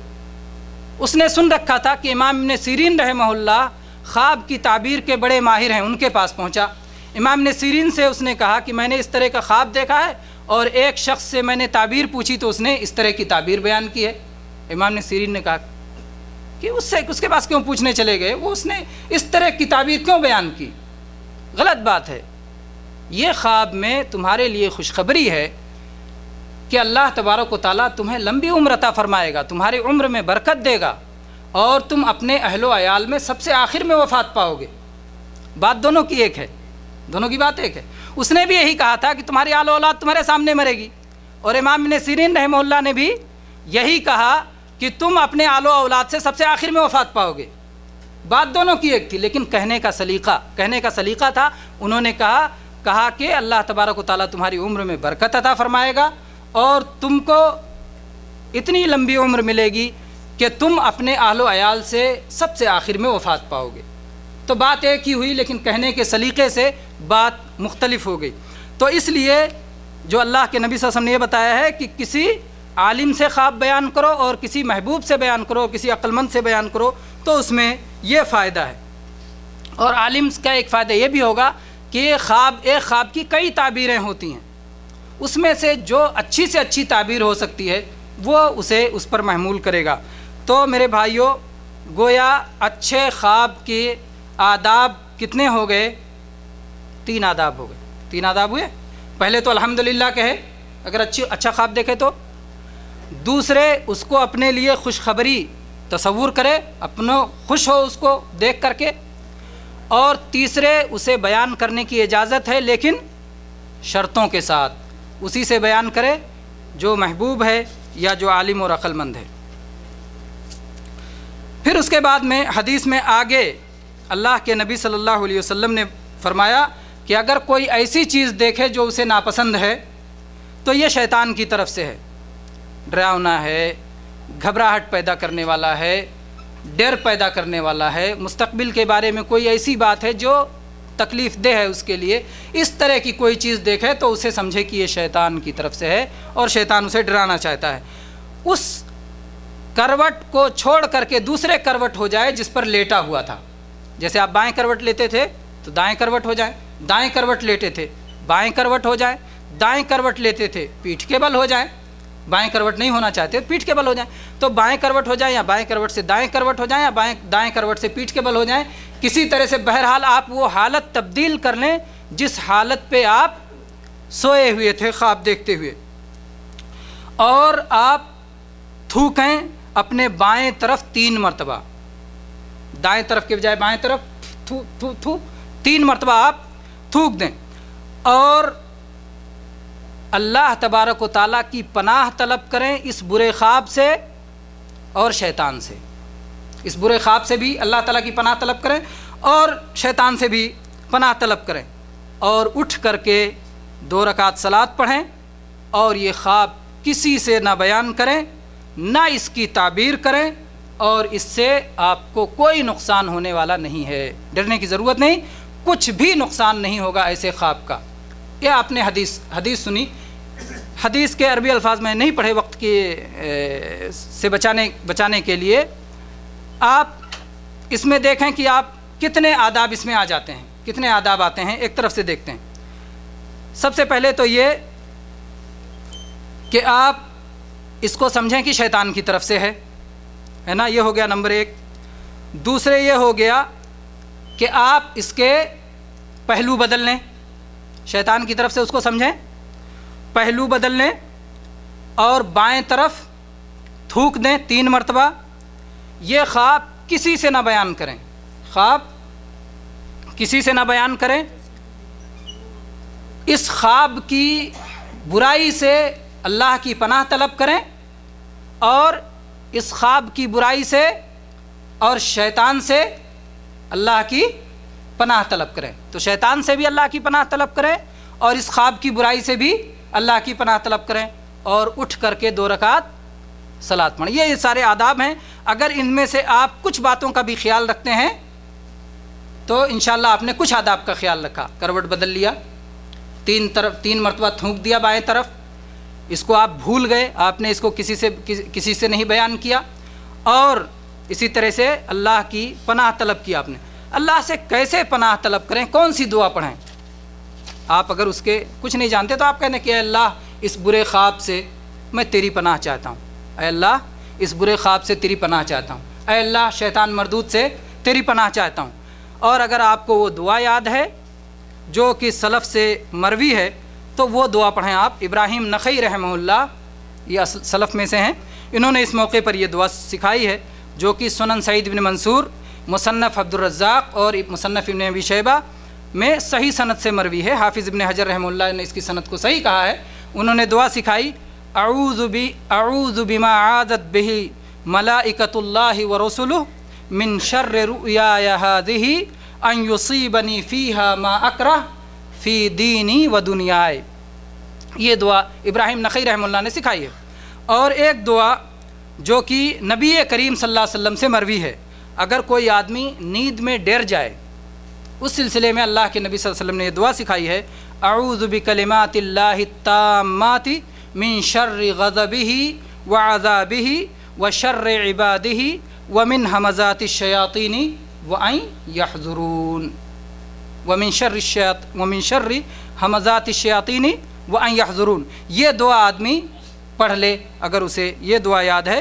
इसको जो है इमाम मालिक ने, इमाम नसई ने, इमाम अबू दाऊद ने, इमाम तिरमिज़ी ने, इमाम हाकिम ने ये इस हदीस को रिवायत किया है और इमाम हाकिम ने और इमाम तिरमिज़ी ने इसे काबिल कबूल करार दिया है। अल्लामा अलबानी ने भी इसे हसन कहा है। तो ये रहे, अगर बुरा ख्वाब देखें तो आप तावुज़ कैसे करें उसका बयान। बुरे ख्वाब के आदाब आपने देख लिए और सही ख्वाब के आदाब आपने देख लिए, और इसी तरह से आपने कैसे तावुज़ और अल्लाह तबारक व तआला की पनाह कैसे ढूंढना चाहिए वो आपने देख लिए। अब आते हैं हम इस बात की तरफ कि नबियों ने कुछ ख्वाब देखे, नबियों के ख्वाब का क्या मकाम है, और वो चंद ख्वाब हम तेज़ी से जो है ज़िक्र करेंगे। बड़े मशहूर ख्वाब हैं, नबियों ने जो ख्वाब देखे आप लोगों से पूछें तो इंशाल्लाह आप लोग भी उसे बयान कर सकते हैं कि किस किस नबी ने ख्वाब देखा है ना, बयान कर सकते हैं। इब्राहीम अलैहिस्सलाम का ख्वाब बड़ा मशहूर है, जिसे अल्लाह तबारक व तआला ने ज़िक्र फरमाया है सूरह साफ़ात में कि इब्राहीम अलैहिस्सलाम ने ख्वाब में देखा कि अपने बेटे इस्माइल अलैहिस्सलाम को ज़बह कर रहे हैं।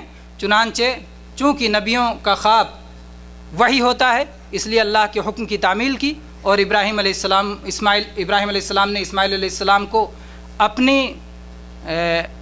दानिस्तगी के मुताबिक, अपने इल्म के मुताबिक ज़बह किया, लेकिन अल्लाह तबारक व तआला ने उनकी जान की हिफाजत फरमाई और उसका बदला जन्नत से दुम्बा भेज करके दिया अल्लाह तबारक व तआला ने, और क़ुरबानी भी बाकी कर दी क़यामत तक कि इसके ज़रिए लोग इब्राहीम अलैहिस्सलाम को याद करते रहेंगे। इसी तरह से यूसुफ़ अलैहिस्सलाम का ख्वाब, जिसका मुख्तसर तज़किरा आपके सामने आ गया कि यूसुफ़ अलैहिस्सलाम ने ख्वाब में देखा कि वो 11 तारे और एक सूरज और चाँद उनको सजदा कर रहे हैं। और उसकी ताबीर कब आई यूसुफ़ अलैहिस्सलाम के ख्वाब की? कोई ज़रूरी नहीं कि जब आप ख्वाब देखें तभी ताबीर भी आ जाए। 60 सालों के बाद यूसुफ़ अलैहिस्सलाम की वो ताबीर पूरी हुई कि किस तरह से उन्हें उनके भाइयों ने कत्ल करने की कोशिश की, कुएं में, अंधे कुएं में डाल दिया। फिर वहाँ से वो मिस्र पहुँचे, फिर मिस्र में अज़ीज़ मिस्र ने उनको ख़रीदा।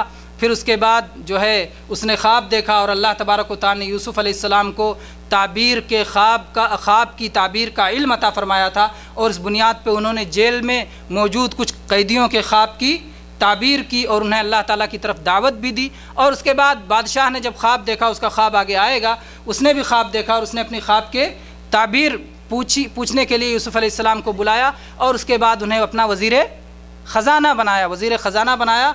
और बहुत शिद्दत की हालत थी उस वक्त। उनके भाई आए उनके पास में गल्ला हासिल करने के लिए, और उन्होंने अपने भाइयों से कहा कि अपने माँ बाप को भी लेकर के आओ, हमारे सगे भाई को भी लेकर के आओ। सब आए और उसके बाद सब ने उन्हें सजदा किया।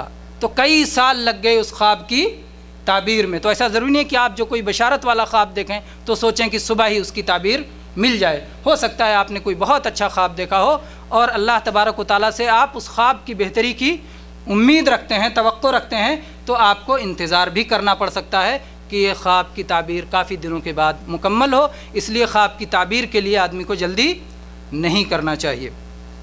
इसी तरह से मेरे भाइयों, नबियों के ख्वाब में जनाब मोहम्मद रसूलुल्लाह सल्लल्लाहु अलैहि वसल्लम के बहुत सारे ख्वाब हैं। हम एक ख्वाब का ज़िक्र करते हैं। कुरान मजीद में अल्लाह तबारक व तआला ने जिसका ज़िक्र किया है सूरह फ़तह में, लक़द सदक़ल्लाहु रसूलहु रुया बिलहक़्क़ि लतदख़ुलुन्नल मस्जिदल हराम इंशाअल्लाहु आमिनीन। अल्लाह के नबी सल्लल्लाहु अलैहि वसल्लम ने ख्वाब देखा कि मैं अपने सहाबा के साथ मक्का में दाखिल हो रहा हूँ। एहराम की हालत में उम्रा कर रहे हैं और उसके बाद सरों को बाज़ सहाबा मुड़ा रहे हैं और बाज़ अपने बालों को कटवा रहे हैं। پھر آپ نے صحابہ سے کہا چلو میں نے اس طرح خواب دیکھا ہے اور نبیوں کے خواب سچے ہوتے ہیں، انشاءاللہ ہم جا کر کے عمرہ کریں گے۔ آپ چلے، جب مکہ کے قریب پہنچے حدیبیہ کے مقام پر تو مکہ والوں نے آپ کو مکہ میں آنے سے روک دیا۔ تو بہت سارے لوگوں کو اعتراض ہوا کہ خواب آپ نے دیکھا تھا، اس کی تعبیر یہ ہے کہ ہم مکہ میں داخل ہوں تو کیا نبی کا خواب جھوٹا ہو گیا؟ تو اللہ کے نبی صلی اللہ علیہ وسلم نے انہیں یہی بتایا کہ ہاں ہم مکہ میں داخل ہوں گے لیکن ابھی نہیں، خواب کی تعبیر فوراً ہونا ضروری نہیں ہے، ہم آئیں گے، مکہ میں داخل ہوں گے۔ اور آپ نے مدت متعین نہیں کی، لیکن اللہ تبارک و تعالیٰ کی طرف سے یہ مقرر ہو چکا تھا۔ اگلے سال اللہ کے نبی صلی اللہ علیہ وسلم تشریف لائے اور آپ مکہ میں داخل ہوئے اور آپ کے صحابہ نے عمرہ کیا، سر مڈائے اور سل کے بال کٹوائے۔ اس طرح سے بہت سارے خواب ہیں، لیکن ہم ان چند خوابوں پر اکتفا کرتے ہوئے آگے بڑھتے ہیں۔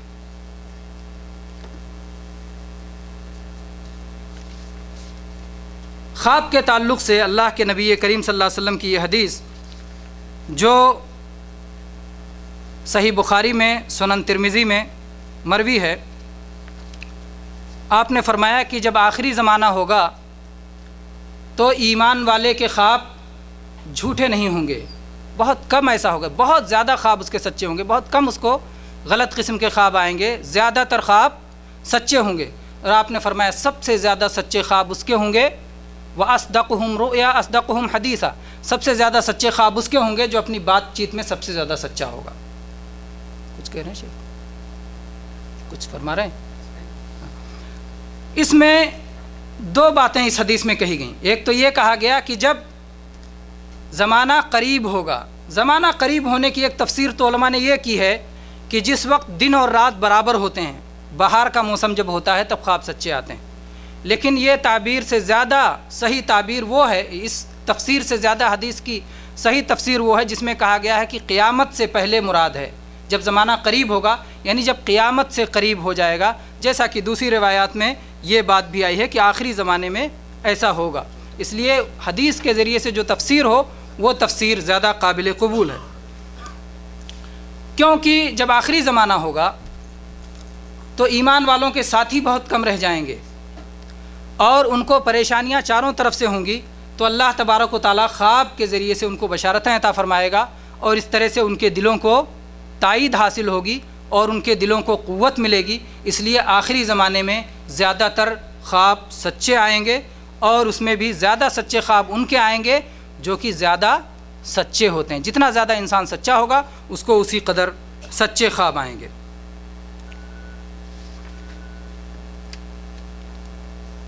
اور خواب کے آداب میں سے ایک اہم ادب یہ بھی ہے جس کا ذکر پیچھے نہیں ہوا، یہ حدیث جو ہے سنن ترمذی کی اور سنن ابو داؤد کی بھی حدیث ہے اور یہ حدیث حسن ہے یعنی قابل قبول ہے۔ اللہ کے نبی صلی اللہ علیہ وسلم نے فرمایا کہ خواب کی مثال ایسے ہی ہے جیسے پرندے کا پیر جو زمین پہ ٹکانے کے لیے بے قرار ہو، جیسے اس کی تعبیر کر دی جاتی ہے ویسے وہ ہو جاتی ہے، جیسے تعبیر کر دی جاتی ہے ویسے ہو جاتی ہے۔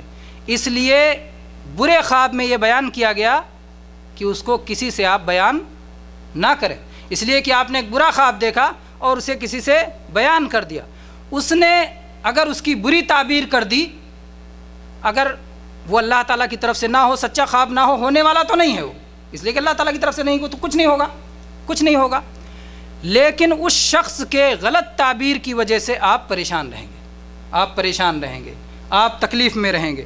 اور اس طرح سے بھی کہ اگر وہ اللہ تبارک و تعالیٰ کی طرف سے تھا تو تعبیر بیان کرنے کے بعد اور جلدی واقع ہو جانے کی امید ہے۔ اس لیے قطعاً جو ہے جو برے خواب ہوں، جو جس میں تکلیف دہ خواب ہوں، اس کو کسی سے ہرگز نہیں بیان کرنا چاہیے، اس آداب میں سے یہ نہایت اہم ادب ہے۔ میرے بھائیوں، خواب کے دیکھنے میں اب اپنے اتنی ساری چیزیں دیکھیں تو اس سے ہمیں معلوم ہوتا ہے کہ خواب کے متعلق لوگ کئی طرح کے ہو گئے۔ ایک تو انبیاء ہو گئے جن کے سارے خواب سچے ہوتے ہیں، البتہ کچھ خوابوں میں تعبیر کی ضرورت ہوتی ہے اور کچھ خوابوں میں تعبیر کی ضرورت نہیں ہوتی۔ ابراہیم علیہ السلام نے خواب میں دیکھا کہ میں اپنے بیٹے کو ذبح کر رہا ہوں، تعبیر نہیں، وہی کام کرنا ہے نا۔ یوسف علیہ السلام نے خواب میں دیکھا کہ میں 11 تارے مجھے سجدہ کر رہے ہیں، وہاں تعبیر کی ضرورت تھی، 11 تاروں سے مراد ان کے 11 بھائی ہیں۔ تو انبیاء کے سارے خواب سچے ہوتے ہیں، البتہ کچھ خواب کی تعبیر کی ضرورت ہوتی ہے اور کچھ خواب میں تعبیر کی ضرورت نہیں ہوتی، ویسے ہی ہوتے ہیں۔ البتہ جو صالحین اور نیک لوگ ہیں ان کے زیادہ تر خواب سچے ہوتے ہیں، اور کبھی کبھی ایسے بھی خواب ان کو آ سکتے ہیں جن کی تعبیر کی ضرورت نہ ہو، لیکن زیادہ تر خوابوں میں ان کو تعبیر کی ضرورت ہوتی ہے۔ انبیاء اور صالحین کے علاوہ جو لوگ ہیں ان میں کئی لوگ ہو جاتے ہیں۔ انبیاء اور صالحین کے علاوہ جو ہوئے، ایک تو صالح آدمی، معروف ہے کہ یہ صالح ہے اور یہ نیک کام کرتا ہے، ہر آدمی اپنے بارے میں جانتا ہے کہ اللہ تعالیٰ نے اسے کس قدر صالح بنایا ہے، اور معاشرے کی بھی بہت ساری چیزوں کے ذریعے سے صالحیت سمجھ میں آتی۔ صالحین کے علاوہ 3 طرح کے لوگ ہیں۔ ایک کو آپ کہہ سکتے ہیں مستور الحال۔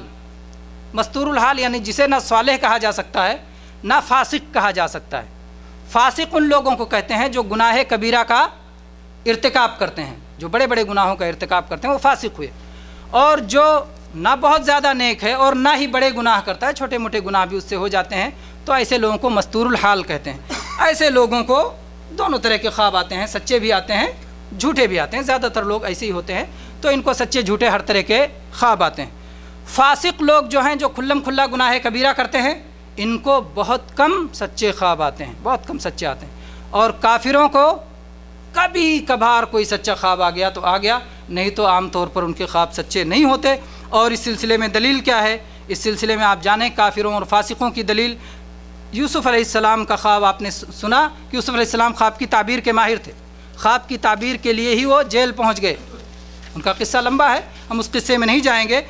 تو جب جیل میں تھے، اس موقع پر 2 شخص آئے جو جیل میں قید تھے، انہوں نے یوسف علیہ السلام سے تعبیر پوچھی۔ انہوں نے کہا، ایک شخص نے کہا کہ میں نے یہ دیکھا ہے کہ میں شراب بنا رہا ہوں اور اپنے مالک کو شراب پلا رہا ہوں، میں انگور نچوڑ کے شراب بنا رہا ہوں اور پھر میں اپنے مالک کو پلا رہا ہوں۔ اور ایک شخص نے کہا، میں نے یہ خواب دیکھا ہے کہ میں اپنے سر پہ روٹی کی ٹوکری اٹھائے ہوئے ہوں اور پرندے اسے نوچ نوچ کے کھا رہے ہیں۔ یوسف علیہ السلام نے ان دونوں کی تعبیر کی، کہا کہ تم جیل سے آزاد ہو کے اپنے مالک کے پاس دوبارہ جاؤ گے اور تم اس کو شراب پلاؤ گے، اور اس کے کہا کہ تم کو سزا ہوگی، پھانسی کی سزا ہوگی، اور تمہاری لاش کو پھینک دیا جائے گا اور چیل کوے تمہاری لاش کو کھائیں گے۔ اور آپ نے کہا جو تعبیر کر دی گئی ایسا ہی ہوا، اور ایسا ہی ہوا جیسے اللہ کے نبی یوسف علیہ السلام نے تعبیر کی تھی۔ تو یہ دونوں ظاہر بات ہے اگر ایمان والے بھی رہے ہوں گے تو کسی اپنے جرم کی وجہ سے جیل گئے تو گویا فاسق ہوئے، انہوں نے گناہ کا، بڑا گناہ کا، سزا والے گناہ کا کام کیا، تو انہوں نے خواب دیکھا۔ تو فاسق بھی اس طرح سے کا خواب دیکھ سکتے ہیں۔ اور بادشاہ تو اس وقت کافر تھا، بادشاہ نے کیا خواب دیکھا؟ بڑا مشہور خواب ہے یوسف علیہ السلام کے قصے میں، اللہ تعالیٰ نے اس کو بھی ذکر کیا ہے۔ اس نے دیکھا کہ 7 موٹی گائیں ہیں اور 7 دبلی گائیں ہیں، دبلی گائیں موٹی گایوں کو کھا رہی ہیں۔ اور اسی طرح سے آپ نے دیکھا کہ 7 اس بادشاہ نے دیکھا کہ 7 ہری بالیاں ہیں اور 7 سوکھی بالیاں ہیں، سوکھی بالیاں ہری بالیوں کو کھا رہی ہیں۔ جب اس نے یہ خواب دیکھا تو جو اس کے ارد گرد میں تھے، جو حواری تھے، جو اس کے پاس جن کا وہ عالم تصور کرتا تھا، جن سے وہ خواب کی تعبیر پوچھ سکتا تھا، اس نے کہا کہ بھائی میرے خواب کی تعبیر کیا ہے، بتاؤ گے؟ ان لوگوں نے کہا ہم لوگ پریشان خیالات کی تعبیر نہیں بتاتے، یہ پریشان خیالات ہیں کہ کیا تعبیر ہو سکتی۔ لیکن بادشاہ کو خواب کچھ اہم لگ رہا تھا، اسے لگ رہا تھا کہ مجھے شاید مستقبل کی کوئی بات بتائی جا رہی ہے کہ جس کی مجھے تیاری ہونی چاہیے، یہ کیا ہے؟ یہ خواب اسے پریشان کیے ہوئے تھا، تعبیر اس کی چاہتا تھا۔ جو شخص آزاد ہو کے جیل سے آیا تھا، یوسف علیہ السلام نے تعبیر بتائی تھی کہ اپنے مالک کو جا کے شراب پلاؤ گے، تم آزاد ہو جاؤ گے جیل سے۔ آپ نے کہا تھا کہ اپنے جو ہے مالک سے میرا بھی ذکر کرنا کہ ایک بے گناہ بیچارہ جیل میں پڑا ہوا ہے، لیکن وہ بھول گیا، اپنا آزاد ہو کے نکل آیا تو بھول گیا دوسرے مصیبت زدہ کا۔ اب جب خواب کی تعبیر کی بات آئی تو اس نے اسے یاد آیا، اس نے کہا مجھے موقع دو، میں اس کی تعبیر معلوم کر کے آتا ہوں۔ دیکھیں، معلوم کر کے کس سے آنا ہے اس کا نام نہیں لیا کہ جا کے میں ان سے پوچھ کے آؤں گا، ہے نا؟ یوسف علیہ السلام نے جبکہ اس سے کہا تھا کہ میرا ذکر کرنا، لیکن اتنا ناشکرا وہ شخص نکلا کہ یہ نہیں کہا کہ میں یوسف علیہ السلام سے پوچھوں گا اور پھر آ کے بتاؤں گا، میں جا کے، مجھے موقع دو، میں جا کے پوچھ کے معلوم کر کے آتا ہوں۔ یہ چیز ہونا یہ چاہیے کہ جس سے پوچھ رہا ہے اس کا تذکرہ کرے، اور علم جس سے حاصل کر رہا ہے اس کی طرف علم کو سپرد کرے، اس کا نام لے، اس کی شکر گزاری کرے۔ لیکن اس نے کہا میں پوچھ کے آتا ہوں۔ پھر جب یوسف علیہ السلام کے پاس پہنچا تو کہا یوسف علیہ السلام اے صدیق، آپ ایسا خواب ایک شخص نے دیکھا ہے، اس کی تعبیر کیا ہو سکتی ہے؟ یوسف علیہ السلام نے تعبیر بتا دی، یہ بھی نہیں کہا کہ تم نے میرا ذکر نہیں کیا اور ایسا نہیں کیا۔ یوسف علیہ السلام تعبیر بتا دی کہ ایسا ہے کہ 7 سخت سال آئیں گے جب کہ بارش نہیں ہوگی، سخت قحط پڑے گا، اور اس کے بعد میں اگلے جو ہے 7 سال ایسے آئیں گے، 7 سال پہلے بہت اچھے آئیں گے کہ خوب بارش ہوگی اور خوب غلے اگیں گے، خوب دانے پیدا ہوں گے۔ اس موقع پر تم لوگ جب پھلوں کو کاٹنا تو حفاظت کے لیے اس کو اسی کی بالی میں چھوڑ دینا، جتنی کھانے کی ضرورت ہو اتنا استعمال کرنا۔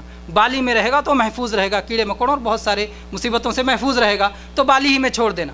اور اس کے بعد میں پھر 7 سال بہت مصیبت کے آئیں گے، اس میں یہ کام آئیں گے، اور اس کے بعد 7 سال کے بعد پھر جو ہے 1 سال ایسا ہوگا کہ خوب بارش ہوگی اور پھر اچھی طرح سے زمین میں پودے اگیں گے، لیکن اس کے بعد پھر مصیبت آئے گی۔ تو بادشاہ نے جب یہ تعبیر سنی تو کہا کس نے یہ تعبیر بیان کی ہے؟ اسے لے آؤ، میں اسے اپنا قریبی بنانا چاہتا ہوں۔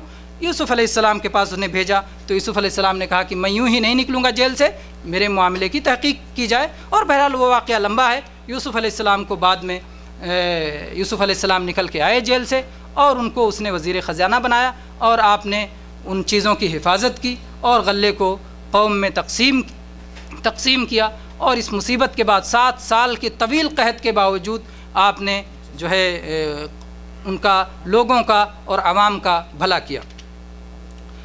تو یہ رہا فاسق کا خواب اور کافر کا خواب، کہ کافر بھی خواب دیکھ سکتے ہیں، ان کا خواب بھی کبھی کبھار سچا ہو سکتا ہے، اللہ تبارک و تعالیٰ کی طرف سے کسی چیز کی تنبیہ کے لیے ہو سکتا ہے، اور مستقبل کی کوئی بات ان کے ذہن میں بھی آ سکتی ہے۔ میرے بھائیو، کچھ اہم مسائل ہیں جو کہ خواب کے نمونوں سے پہلے ان کا بیان ہو جانا چاہیے۔ ایک مسئلہ تو یہ ہے کہ کیا خواب سے شرعی مسائل کا ثبوت ہو سکتا ہے؟ یعنی کوئی آدمی کہے کہ میں نے اس طرح خواب دیکھا ہے اور اس میں ہمیں یہ حکم دیا گیا ہے، یہ کرنا چاہیے، یہ نیکی کا کام ہے، یہ ثواب کا کام ہے، تو کیا ایسا ہو سکتا ہے؟ خواب کے ذریعے کسی شرعی مسئلہ کا ثبوت نہیں ہو سکتا ہے، کیونکہ اللہ کا دین مکمل ہے۔ اللہ تبارک و تعالیٰ نے اعلان کر دیا ہے الیوم اکملت لکم دینکم واتممت علیکم نعمتی ورضیت لکم الاسلام دینا۔ اللہ کا دین مکمل ہے، اب کسی خواب کے ذریعے سے اس میں اضافہ نہیں کیا جا سکتا۔ پھر آپ میرے بھائی، آپ یہ بھی جانتے ہیں کہ ہمارے پاس دین کو حاصل کرنے کا جو طریقہ ہے وہ ایسا طریقہ ہے کہ اس میں باطل کی ملاوٹ نہیں ہے نا؟ اللہ کی کتاب ہے، اس میں باطل آ نہیں سکتا، اللہ کے نبی کی صحیح احادیث ہیں، اس میں باطل آ نہیں سکتا، اجماع امت ہے، اس میں باطل آ نہیں سکتا، قیاس قرآن و حدیث کے بغیر ہو نہیں سکتا، صحیح قرآن اور صحیح حدیث کے ذریعے ہی ہوگا۔ تو جو ہمارے پاس طریقے ہیں قرآن، حدیث، اجماع، اس میں باطل کا گزر نہیں ہے۔ اس لیے کسی بھی شخص کو کوئی دینی مسئلہ ثابت کرنے کے لیے ایسے چیز کا سہارا لینے کی ضرورت نہیں جس میں حق بھی ہے اور باطل بھی ہے، کیونکہ خواب میں کچھ حق بھی ہے اور کچھ باطل بھی ہے۔ خواب کوئی اللہ تعالیٰ کی طرف سے ہے اور کوئی خواب شیطان کی طرف سے ہے، اور کوئی خواب آپ کے اوہام اور خیالات اور آپ کی خواہشات اور آپ کی سوچ اور آپ کی فکر کا نتیجہ ہے۔ اس لیے خواب میں حق و باطل دونوں ملے ہوئے ہیں، اور شریعت ہم ایسی جگہ سے نہیں لیتے جہاں پہ حق و باطل دونوں ہو، شریعت ہم ایسی جگہ سے لیتے ہیں جہاں پورا کا پورا حق ہی ہوتا ہے۔ اسی طرح سے اللہ کے نبی کریم صلی اللہ علیہ وسلم نے فرمایا ہے ترکت فیکم امرین لن تضلوا ما ان تمسکتم بہما، میں نے تم میں 2 چیزیں چھوڑی ہیں، اگر تم ان کو مضبوطی سے تھامے رہو گے گمراہ نہیں ہو سکتے۔ تو آپ نے کہا اللہ کی کتاب کو مضبوط تھامو، گمراہ نہیں ہوگے، اللہ کے نبی صلی اللہ علیہ وسلم کی سنت کو مضبوط تھامو، گمراہ نہیں ہوگے، اور خواب میں خواب کو جو پکڑے گا اس کے گمراہی سے بچنے کی ضمانت آپ نے نہیں دی۔ خواب پکڑنے والوں کے گمراہی سے بچنے کی ضمانت اللہ کے نبی صلی اللہ علیہ وسلم نے نہیں دی ہے، کیونکہ خواب میں حق بھی ہوتا ہے اور باطل بھی ہوتا ہے، یہ کتاب و سنت کی چیز نہیں ہے۔ پھر اگر آپ نے کوئی خواب دیکھا اور خواب 3 طرح کا ہوتا ہے تو آپ کیسے متعین کریں گے کہ خواب اللہ ہی کی طرف سے؟ وہ خواب شیطان کی طرف سے بھی تو ہو سکتا ہے، وہ خواب آپ کے سوچنے کا ذریعہ بھی ہو سکتا ہے۔ خواب میں سونے والا آدمی اللہ کے یہاں مرفوع القلم ہے. آپ سونے کی حالت میں جو کچھ کرتے ہیں اللہ کے یہاں اس کی پوچھ تاچھ نہیں ہوتی. رفع القلم عن ثلاث عن النائم حتی یستیقظ. جو آدمی سو رہا ہے سونے کی حالت میں آپ جو کچھ کریں اس کا اعتبار نہیں ہے. سونے کی حالت میں ایک آدمی اپنی بیوی کو طلاق دے رہا ہے سوتے سوتے، طلاق پڑ جائے گی؟ سونے کی حالت میں آپ نے کوئی بھی خواب دیکھا، آپ نے سونے کی حالت میں خواب دیکھا، آپ نے اپنی بیوی کے ساتھ ہم بستری کی یا کسی کے ساتھ ہم بستری کی اور منی خارج ہو گیا، آپ بیدار ہوئے، غسل ضروری ہے. غسل ضروری کب ہوگا؟ جب آپ نے منی کے قطرے اپنے کپڑوں پہ دیکھے. تو جاگنے کی حالت میں جو ہوا اس پہ جو ہے نتیجہ ہے، جو سونے کی حالت میں ہوا اس کا نتیجہ نہیں ہے. سونے کی حالت میں کسی نے دیکھا کہ کسی کے ساتھ زنا کر رہا ہے تو کیا اس پہ حد قائم کیا جائے گا؟ تو سونے والا مرفوع القلم ہے، مرفوع القلم ہے، قلم اس سے اٹھا لیا گیا ہے، اس کی کسی حرکت کا کوئی اعتبار نہیں، اس لیے خواب سے شریعت نہیں بن سکتا ہے. اب اگر کوئی آئے اور کہے کہ اذان کی ابتدا تو خواب سے ہوئی، ایک صحابی نے خواب میں دیکھا، بہت ساری چیزوں کو انہوں نے خواب میں دیکھا، کوئی ناقوس بجا رکھا ہے، بھائی ناقوس دے دو ہم لوگ ایسے اعلان کریں گے نماز کے لیے. پھر جو ہے ایک شخص نے اسے کہا کہ میں اس سے اچھا نہ صلاۃ کے لیے بلانے کا اس سے اچھا طریقہ نہ سکھاؤں. پھر اس نے اذان سکھایا، اللہ اکبر اللہ اکبر، اشہد ان لا الہ الا اللہ اشہد ان محمد رسول اللہ، آخر تک اس نے کہا ایسے ایسے بول کر کے اذان کے لیے بلایا کرو. اللہ کے نبی صلی اللہ علیہ وسلم سے آ کر کے بیان کیا تو اللہ کے نبی نے کہا بلال چلو اذان دو. تو خواب کی بنیاد پہ تو ہوا. اسی طرح سے صحابہ کرام آئے، بہت سارے صحابہ کرام نے کہا کہ ہم نے دیکھا ہے کہ شب قدر رمضان کی آخری 10 راتوں میں ہے. کچھ صحابہ کرام آئے اور انہوں نے کہا کہ ہم نے دیکھا ہے کہ شب قدر رمضان کی آخری 7 راتوں میں ہے.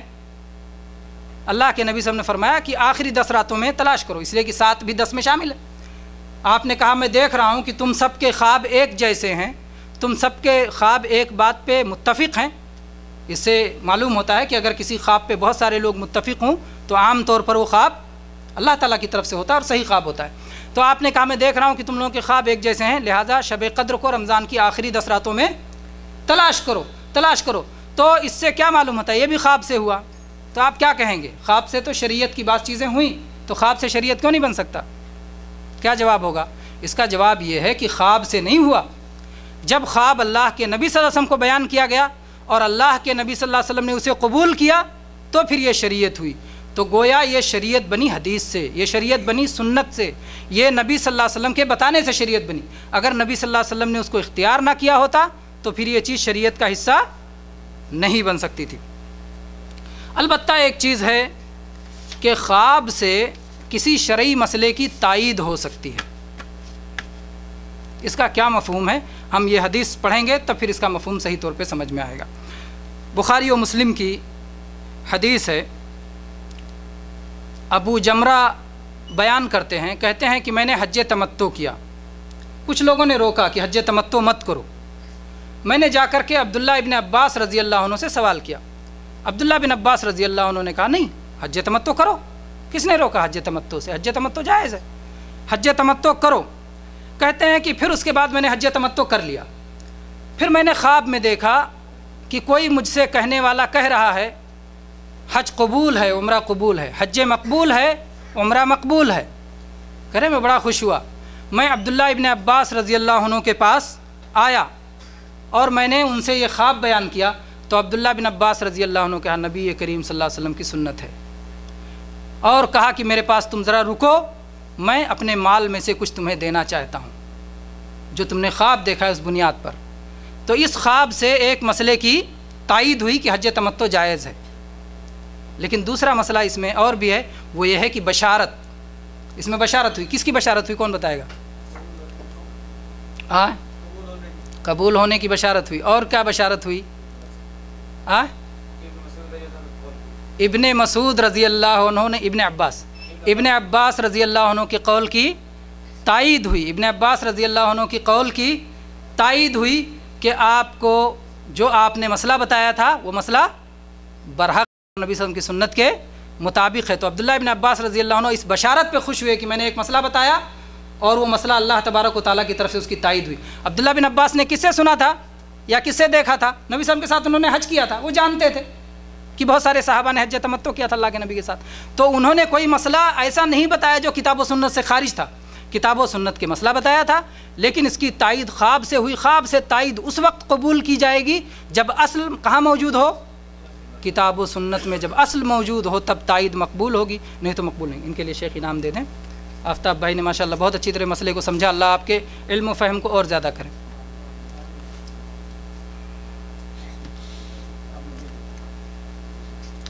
تو یہ ہو گیا کہ خواب کے ذریعے سے کسی مسئلے کی تائید ہو سکتی ہے۔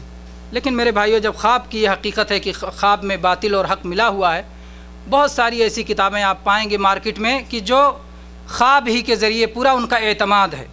آپ یہ دیکھیں کہ اعتماد اور اعتزاد میں فرق ہے۔ اعتماد اور اعتزاد عربی کا دونوں لفظ ہے۔ اب ہم اردو میں کیسے کہہ سکتے ہیں؟ ایک استیناس کہتے ہیں اردو میں، یا کہتے ہیں تائید کہہ لیجیے آپ، کہ ایک چیز ہے کہ وہی اصل ہو اور ایک چیز ہے وہ تائید ہو۔ ایک چیز وہی اصل ہو، ایک چیز تائید ہو۔ جیسے کھانے میں سلاد، یہ اصل ہے کہ تائید ہے؟ کھانے کی لذت کو اور ہضم کو آسان بناتا ہے، لذت کو بڑھاتا ہے۔ تو اصل آپ کا جو غذا ہے، روٹی ہے، گوشت ہے، جو ہے غذا وہ اصل ہے، اور اوپر سے جو سلاد یا فروٹ ہے وہ استیناس ہے، تائید ہے، عمدہ نہیں، اعتماد نہیں ہے۔ تو خوابوں پر اعتماد نہیں کیا جا سکتا ہے، خوابوں کو بطور تائید لیا جا سکتا ہے، جیسا کہ ابھی بیان کیا۔ اور اس بات پر سارے علماء متفق ہیں، جیسا کہ امام ابن تیمیہ رحمہ اللہ نے اس بات کو ذکر کیا ہے کہ علماء کہتے ہیں کہ ایسی چیزیں جو اعتماد جن پر نہیں کیا جا سکتا لیکن ان سے تائید کی جا سکتی ہے، جیسے اسرائیلی روایت۔ اللہ کے نبی نے کیا کہا؟ اسرائیلی روایت بیان کرو، لیکن کیا اسرائیلی روایت ہی اصل ہو؟ ایسا ہو سکتا ہے؟ نہیں، وہ تائید کے لیے بیان کی جاتی ہے۔ ایسے ہی خواب ہیں، اور ایسے ہی مشائخ کے اقوال ہیں، علماء کے اقوال ہیں، یہ ساری چیزیں تائید کے طور پہ بیان کی جا سکتی ہیں، اصل کر کے نہیں بیان کی جا سکتی۔ اور انہی سے جیسے اس پر میں ایک ایسی کتاب جس میں خوابوں سے ہی بہت سارے مسائل بیان کیے گئے ہیں، اس کا ایک واقعہ میں ذکر کر کے آگے بڑھوں گا۔ اور یہ واقعہ بڑا مشہور ہے کہ ایک صاحب نے کہا نہیں چھوڑیے، جانے دیجیے، کسی کی بات ذکر کرنے کا فائدہ نہیں۔ آگے چلتے ہیں۔ یہ سوال ہے، کیا نبی کریم صلی اللہ علیہ وسلم کو خواب میں دیکھا جا سکتا ہے؟ جی ہاں، اللہ کے نبی صلی اللہ علیہ وسلم کو خواب میں دیکھا جا سکتا ہے۔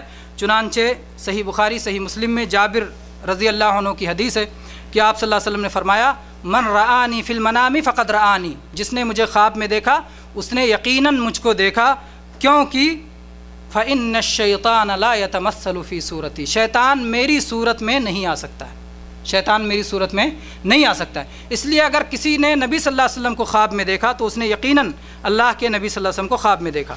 لیکن میرے بھائیو، یہاں کچھ باتیں ٹھہر کے سوچنے کی ہیں۔ نبی صلی اللہ علیہ وسلم کو اگر کسی نے خواب میں دیکھا اور آپ ہی کی شکل میں دیکھا تو اس نے نبی صلی اللہ علیہ وسلم کو دیکھا۔ آپ جیسے رہتے تھے، جیسے چلتے تھے، جیسے آپ کی شکل و صورت تھی، ویسے ہی اگر دیکھا تو اس نے آپ کو دیکھا۔ اگر کسی نے دوسری صورت میں دیکھا تو اس نے نبی صلی اللہ علیہ وسلم کو نہیں دیکھا۔ اس لیے نبی صلی اللہ علیہ وسلم کی صورت جاننا ضروری ہے۔ چند مثالیں اس کی آپ لے لیں۔ کسی نے نبی صلی اللہ علیہ وسلم کو خواب دیکھنے کا دعویٰ کیا، اس سے عالم نے پوچھا کہ نبی صلی اللہ علیہ وسلم کی داڑھی کیسی تھی؟ اس نے کہا کہ خشخشی داڑھی تھی۔ تو کیا کہیں گے؟ نہیں، نبی صلی اللہ علیہ وسلم کی داڑھی کیسی تھی؟ کانا کس اللحیہ، آپ کی داڑھی بھرپور تھی، بھرپور داڑھی تھی، خشخشی نہیں تھی۔ تو اس لیے وہ جھوٹا خواب ہے، جھوٹا خواب ہے۔ تم نے نبی صلی اللہ علیہ وسلم کو نہیں دیکھا، کسی اور کو دیکھا۔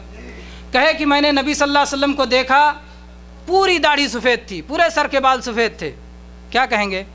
تم نے نبی صلی اللہ علیہ وسلم کو نہیں دیکھا۔ نبی صلی اللہ علیہ وسلم کی وفات ہوئی تو آپ کے سر اور داڑھی سب ملا کے کل 20-21 بال ہی سفید تھے، تو اس لیے تم نے نبی صلی اللہ علیہ وسلم کے علاوہ کسی اور کو دیکھا۔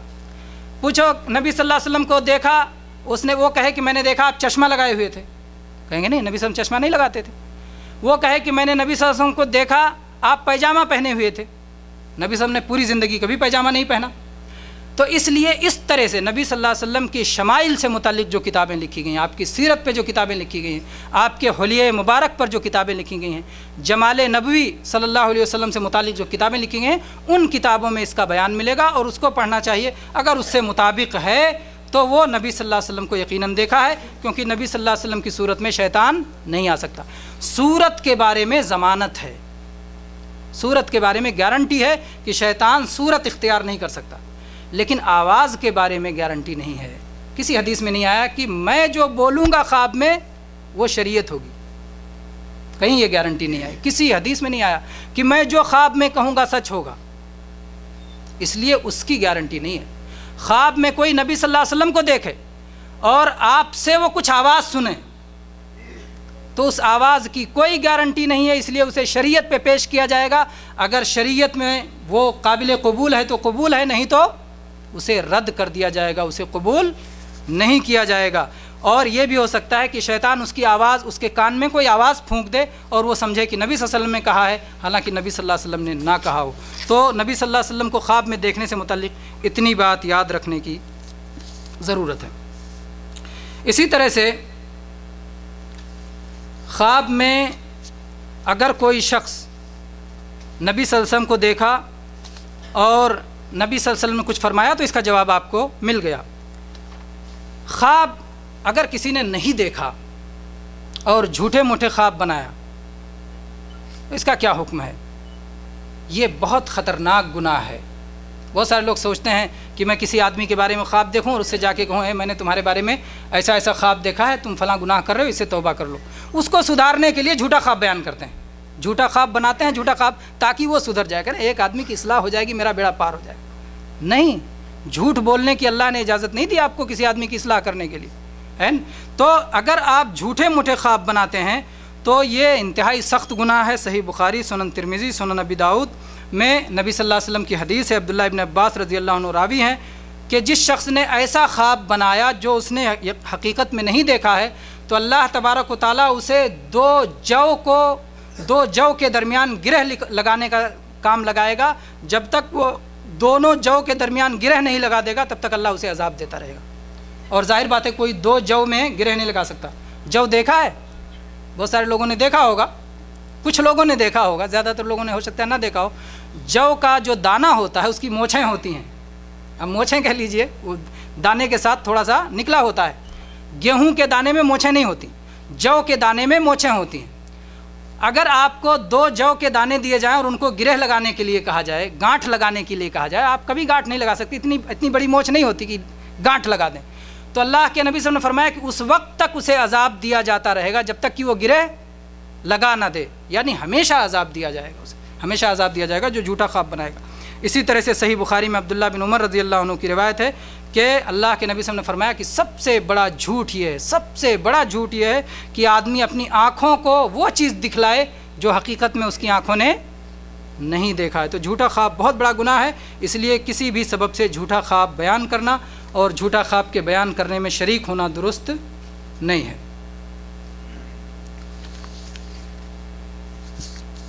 آگے چلتے ہیں، کچھ خواب کے نمونے دیکھتے ہیں۔ تھوڑا سا تو ہے انعامات بھی تقسیم کرنا، بس ایک خواب میں بیان کروں۔ بہت سارے نبی صلی اللہ علیہ وسلم سے بہت سارے خواب آئے ہیں اور ان کی تعبیریں بھی آئی ہیں، اور مردوں کا خواب اور عورتوں کے خواب سے متعلق بھی بہت سارے خواب آئے ہیں، لیکن وقت چونکہ بہت تیزی سے گزر رہا ہے اور بہت آگے جا رہا ہے، اس لیے میں 2-3 خواب بیان کر کے اور پھر اپنی بات ختم کروں گا۔ اور آپ لوگوں کے انعامات بھی رکھے ہوئے ہیں کہ جو جوابات دیں گے ان کے انعام ملے گا۔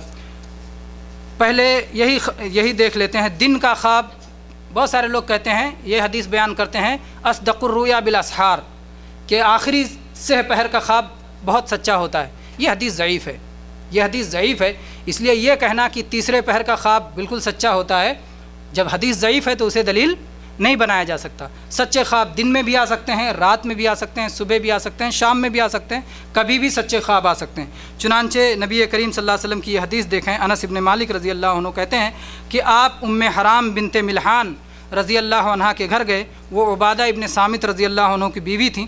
ایک دن آپ ان کے گھر گئے، انہوں نے کھانا کھلایا اور آپ کے سر میں جوئیں ڈھونڈ رہی تھیں اور آپ لیٹے اور سو گئے۔ اللہ کے نبی صلی اللہ علیہ وسلم لیٹے اور سو گئے اور آپ نے خواب دیکھا، آپ بیدار ہوئے اور آپ ہنس رہے تھے۔ تو کہا کہ اللہ کے نبی صلی اللہ علیہ وسلم آپ کیوں ہنس رہے ہیں؟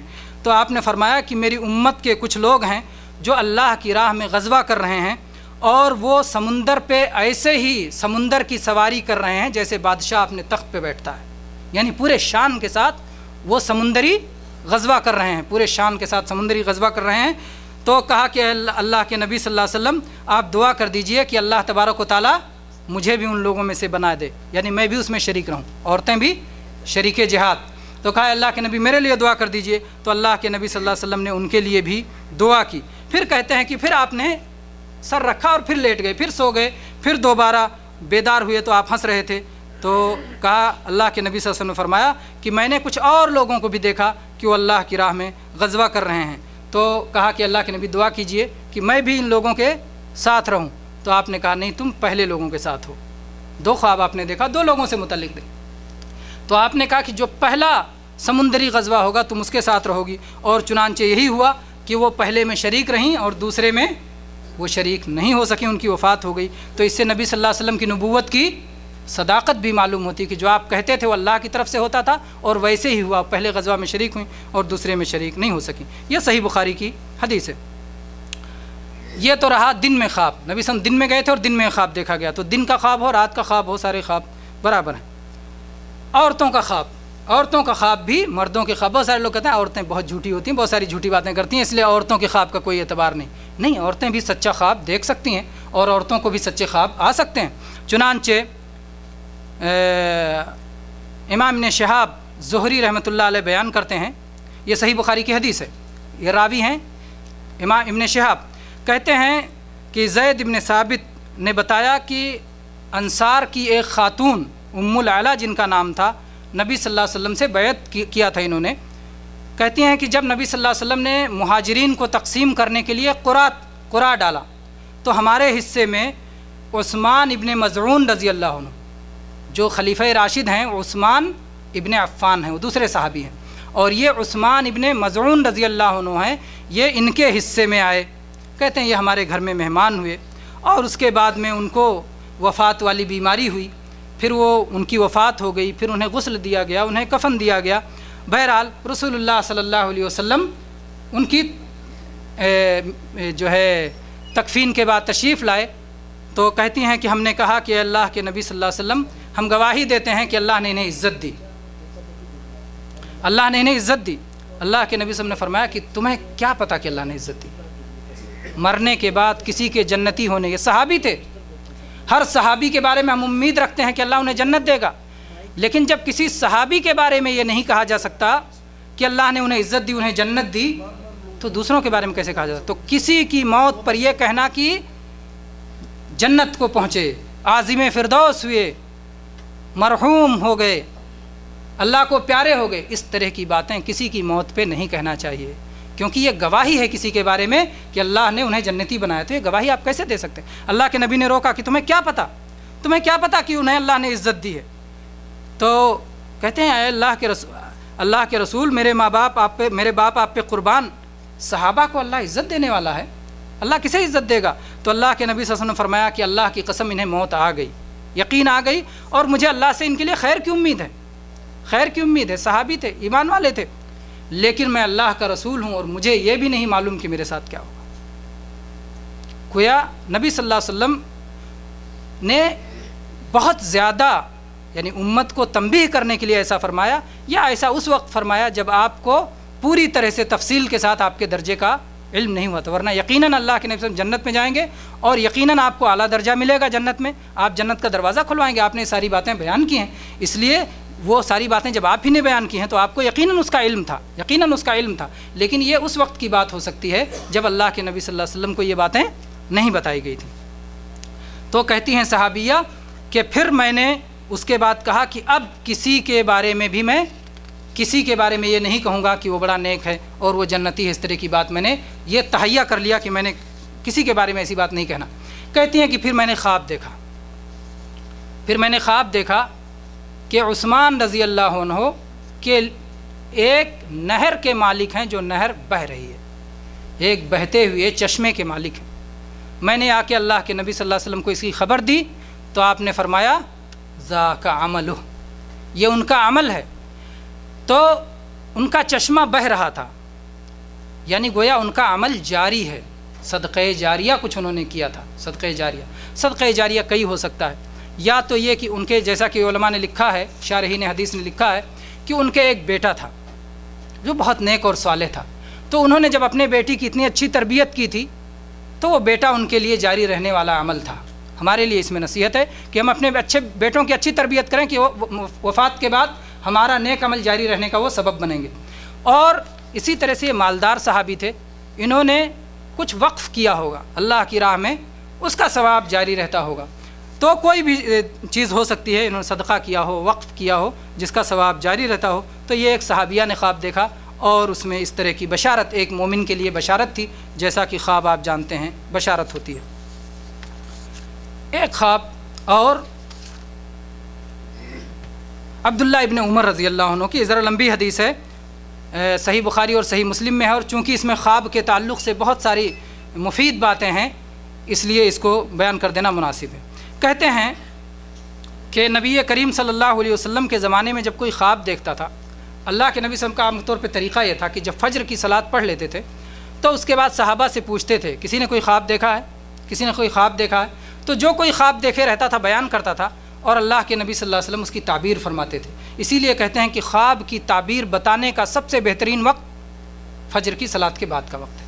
یہ تعبیر بتانے کا سب سے پیارا وقت ہے اور سب سے اچھا وقت ہے۔ تو کہتے ہیں کہ میں نے بھی تمنا کیا کہ میں بھی کاش خواب دیکھوں، ہاں خواب دیکھنے کی تمنا میں نے بھی تمنا کی۔